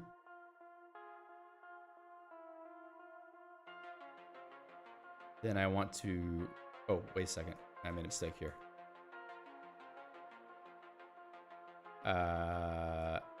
And UI equal UI mouse event kind event is down. Then I'll say mouse event. I only want it to happen on clicks. So editing mode, click, click, click, click, click, click, click. All right, everything else is not getting tracked. That's great. And if I click outside of edit mode, it doesn't do anything. Great. Now, I should also write out the position. Display X, Y. I need to put this in a begin. All right. Display new line. And then UI mouse event X event, and then Y. All right, so click. Hey, there's no X and Y. Let me go back to game. Make UI mouse event. Hey, this should actually have values.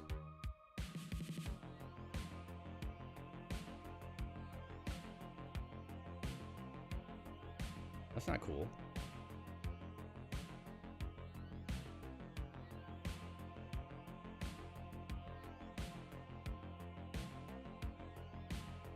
It should be a number. Thank you, Alejandro. My mind is leaving me at this point. Too much strife. Okay. And that to me looks basically right. If I go down here, it should be in the neighborhood of 1280 by 720. Okay, looks good. So that position is being translated correctly. This is a very good way to test whether what I'm going to do next is working correctly. So let's delete that. Now, for root element, whenever I tell it to handle for a child, what I need to do is handle children. Handle children needs to update a mouse event. So let's see, define, translate, mouse event. So in this case, if it UI mouse event, it's not a UI event, then we just UI element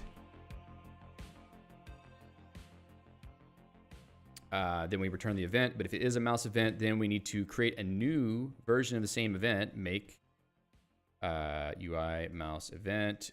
Kind is, it'd be nice to just clone it, but make UI mouse event kind, UI mouse event kind event. And then we're gonna paste in this and grab X, Y. So X and Y, I'm gonna change those in a second because they need to be translated appropriately. All right, so X, Y, kind. What other things are in UI mouse event?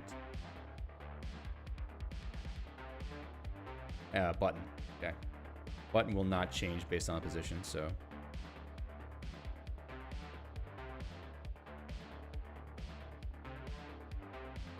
So we're basically just cloning the event so that we can change it without it being affected, without it affecting future calls to the parent's next child, right? So here is where we need to do some calculation. So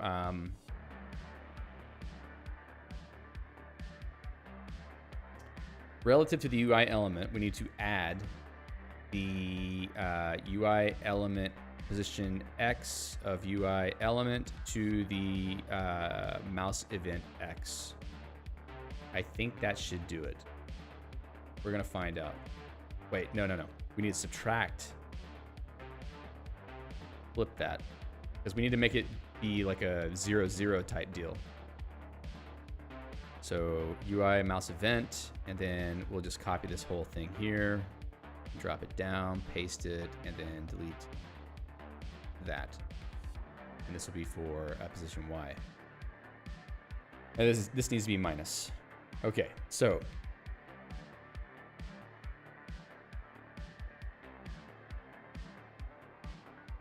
now the question is, if it's not even inside of the bounding rectangle of the element, should it receive the event? And the answer should be no, but let's just, let's see what happens first. I'm gonna click. All right, it doesn't seem to be getting the right places. I'm not calling this translate mouse event yet. So back to handle children. Event. Right here. Translate event.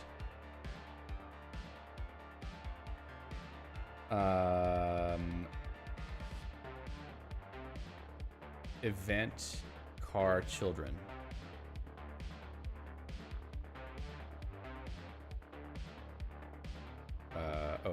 Translate event.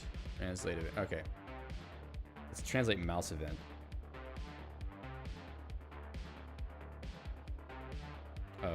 What?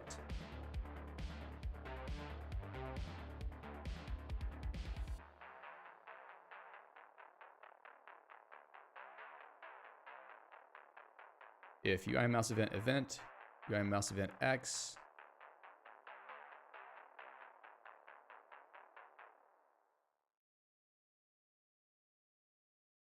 X, Y, kind button.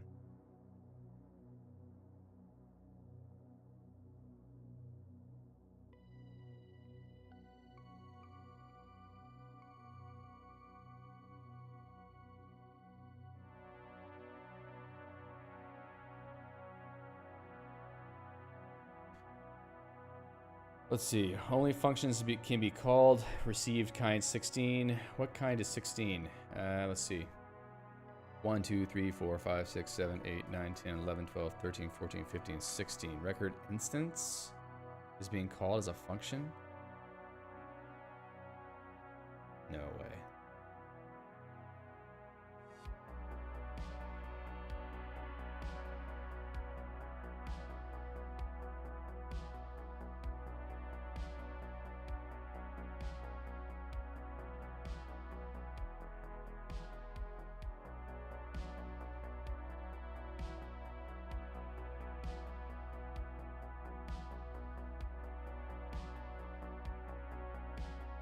Interesting.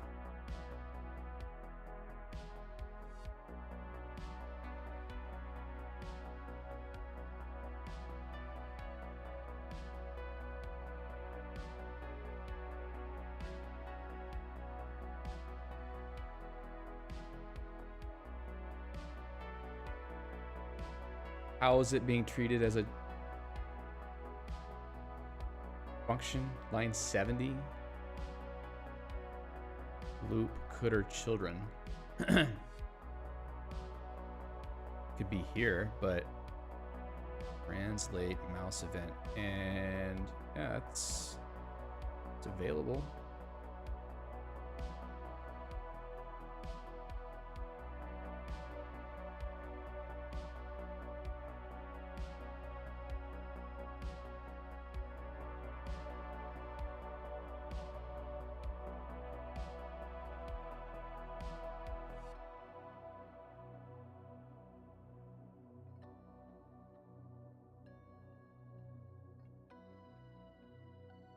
All right.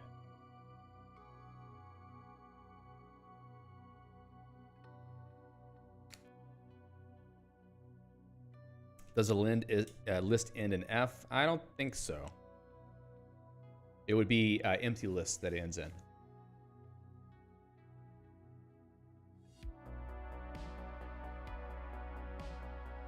Says it's at line 70, which seems like it should be right here.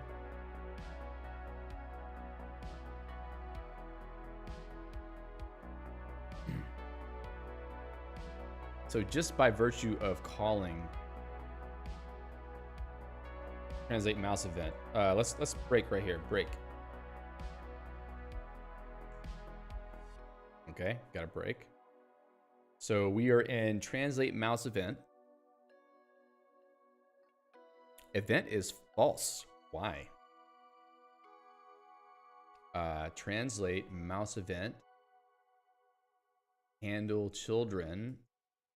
Where's event? Event is there. Handle root event. Well, we've been looking at this the whole time.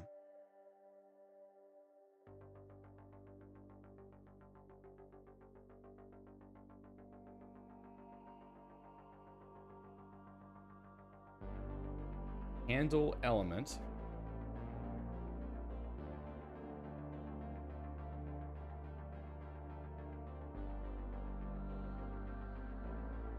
If I put a break right here, I bet event is just fine. Wait a second, hold on. Ooh.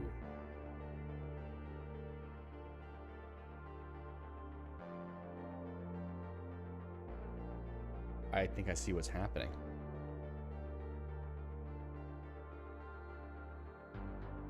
So, right here is where handle. Wait. Where's handle children?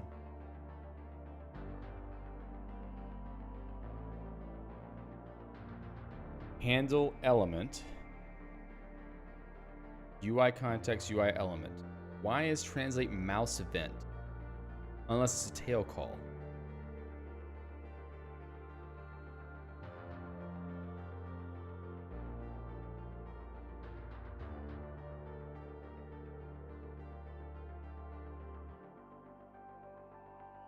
Could be a tail call.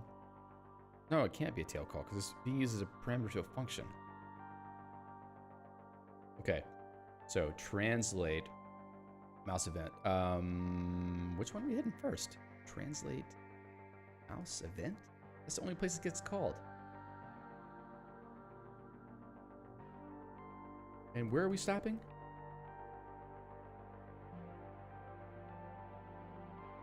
We should not have...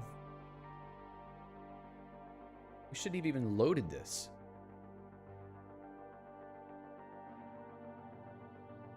That does not make sense.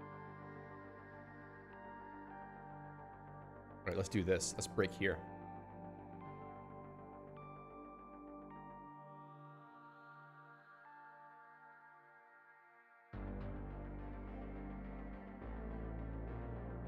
Next event, input event, loop.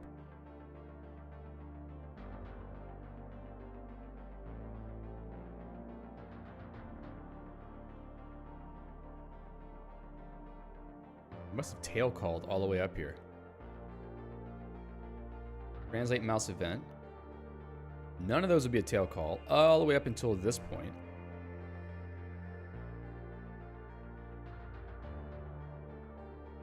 Read up value 1. And in that case, the up value would be input event.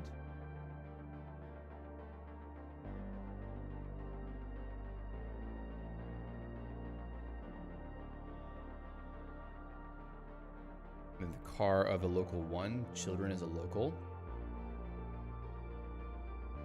Then call, then jump if false. Right. None of those are a tail call.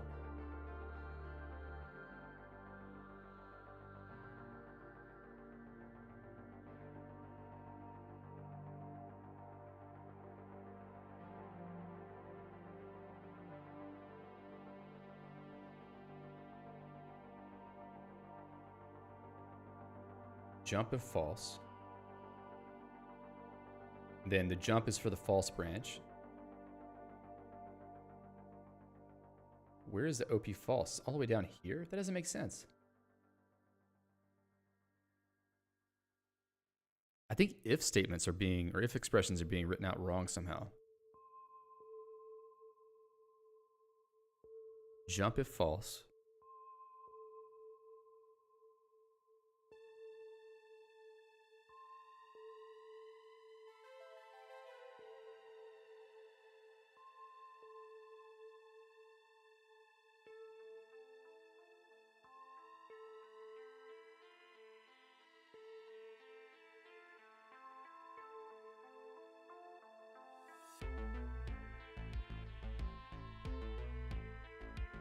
And or should not jump if false, I think. The 47? What's a 47? Pop? And read global? 0? Which is the global? Oh, children is not a global. It's a local. No, Cooter is the global. Wait, why is Cooter a global?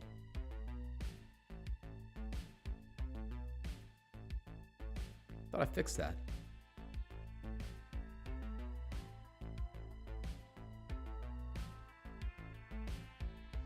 Something's wrong.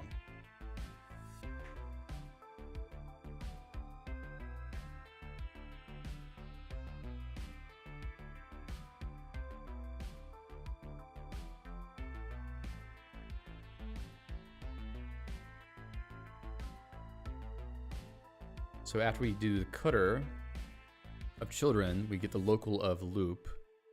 Then we call loop.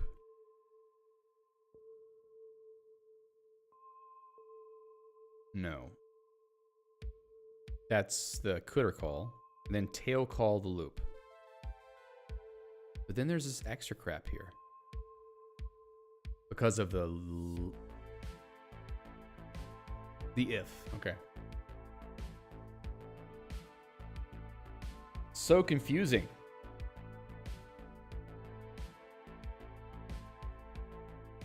I apologize to those of you who have joined the stream and are wondering what the hell is going on here. We've been investigating very, very weird issues in Mesh, the language I'm using, for quite a while now.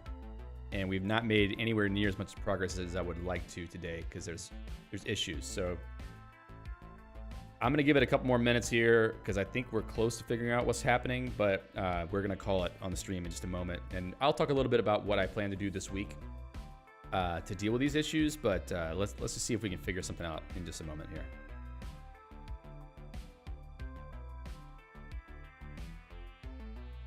So the problem that I see is that the event value is being sent incorrectly. So the only thing I can think of here is that we're using read up value to read the event all the way down in this function. Somehow read up value may be grabbing the wrong thing. Read up value is supposed to be looking into the value stack and grabbing a particular value. So that would be the input event that is in the next event call. And this, the index is 1, which I believe corresponds to this. So I have no idea why read up value would be returning false here. And then that gets translated into sorry, it gets passed into translate mouse event. So if we let break happen in translate mouse event, then we see that there's a false here. So I think something is wrong with loading up values. And I don't know why that would be broken all of a sudden, because this has worked for a long time. It's basically like how you index value out of a closure. But that's obviously what's happening in this specific case. And this may be indicative of other things we've seen today where things don't line up quite correctly. So at this point, in translate mouse event, this is not supposed to be a tail call. But, oh, okay, I see the loop here. So function loop, the list is record UI element, and then there's handle element with these two parameters. But, oh, and yes, that makes sense because we're calling translate mouse event to translate the event to then be the third parameter to handle element, and then that will get passed along. So everything here looks right to me except for this false right here. Alejandro asks, does the OP read up implementation use port? I don't think so, but let's see.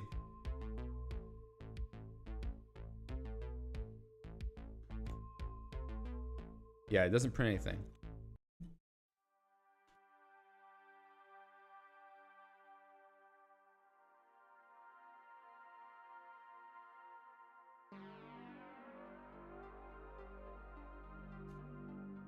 Let me just write out the value that gets used here. Hopefully this won't be too bad.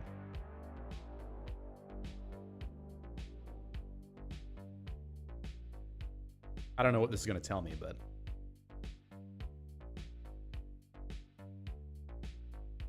come on now. Can't type anymore. Value, print, VM, output, port.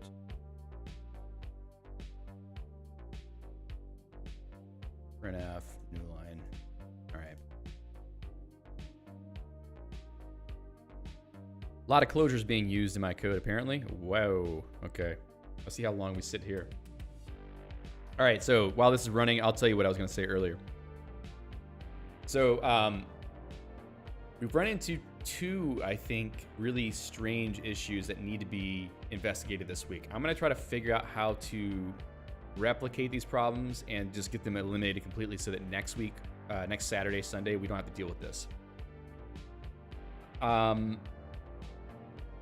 And like I was saying earlier, I guess at the beginning of the stream, before many of you were here, my plan this week is, I think, two things. One is getting audio system wired up in Mesh so that I can potentially play sounds and music. Now, that may have to wait until later, depending on how long diagnosing problems takes me this week. The other thing was basically trying to get everything polished up in Mesh because I've made a lot of changes to the language in the VM recently, and obviously I've introduced a lot of new bugs. So I need to fix some of these issues so that we don't have all these problems to deal with while we're on stream, because it's such a waste of time having to investigate all of this random stuff when we could just be writing game code. So by next weekend, here we go. Finally, we have this. Let me hit that. All right, let's go look at where read up value happened right before this. Read up val UI context. Yeah, read up val false. So it read a false value, that's for sure. Something got put in, either it got put into the location or it's reading from the wrong place. So value stack, we see UI element. I made a lot of changes to the compiler also, and it's very possible that something I changed in the compiler is writing out the wrong instructions. So I need to go back over the compiler with a fine-tooth comb and try to make it more robust, because we have run into another couple issues where certain things like equal, if you parse the equal expression and you don't put a second value, sometimes it lets you do that and then you end up with errors. So yeah, there's a few things that need to be polished up on that front. And I'm going to spend a lot of my free time this week doing that because I want to make sure those things are not a problem next week. So so if you want to know what progress we actually made today, let's just show you really quickly. I'll just show you what we did so that you can see and we can just call it done for the day. So doesn't look like much, but we have this little button on the screen here. It's not clickable right now because we're trying to make all that code work. But the idea is that whenever I turn into edit mode, which now it did a little break there, I would be able to click that button, it would do something. Now, this button won't stay here forever. The goal would be that there would be a UI overlay here in edit mode where we can have UI elements, maybe, you know, around here, some buttons that can be clicked, or like a panel that shows information like this right here. And then when even things like little overlays over where the portals are displayed on the screen. And if you click on a portal, it should give you the details of the portal and like fields, text fields where you could edit like the name or the destination or things like that. So we need a full UI for editing things in the game. And we wrote a file called ui.msc that has all of the sort of initial infrastructure necessary for making that possible. It's just that the bugs in the language prevented us from actually making as much progress as we should have today. So I am going to make it my mission to fix the issues we found so far, because I'm going to be playing with the code and I'll be figuring out where the issues are coming from for sure whenever I'm not on stream and having to talk at the same time. And then I'll also polish up the UI code and get it working to a basic degree, because I don't want to spend more time on that next time. I want to actually be using it to do editing of the game. And then next weekend, around the same time that we've been streaming today, on Saturday and Sunday, we're going to continue working on the game, and we're going to try to start building out content. That means building screens for the game and potentially working on some art for the game at a very basic level, because I'm not an artist. I'm just going to do the best I can.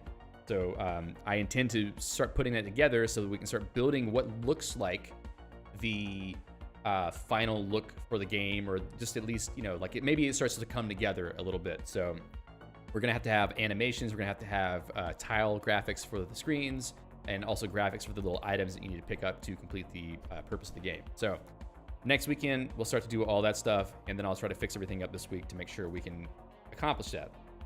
And then there's one more week after next weekend to make changes to the game. So that might be the week where we get the audio stuff turned on and then try to finish the game, polish everything up so that we can just call it done. So we'll see how far we can get. Haven't made as much progress as I wanted to, but that's okay, because I wrote my own language. I wrote my own game engine. Everything is sort of written from scratch, and it's going to have problems because of that, because, you know, I'm the only one here working on it, and I have to figure out all the bugs myself. So anyway.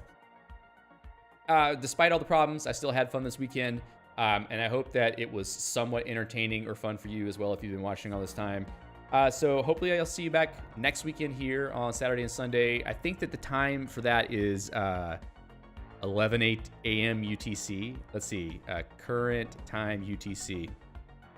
So it's right now is 3:28 p.m. UTC, which is 2 hours behind me. I start at 1 p.m. my time, which means 11 a.m. UTC. So 11 a.m. UTC, Saturday, Sunday next week, we'll be back here to do more of the same. So join me then if you want to, and hope to see you then. So until then, keep creative. I'll see you.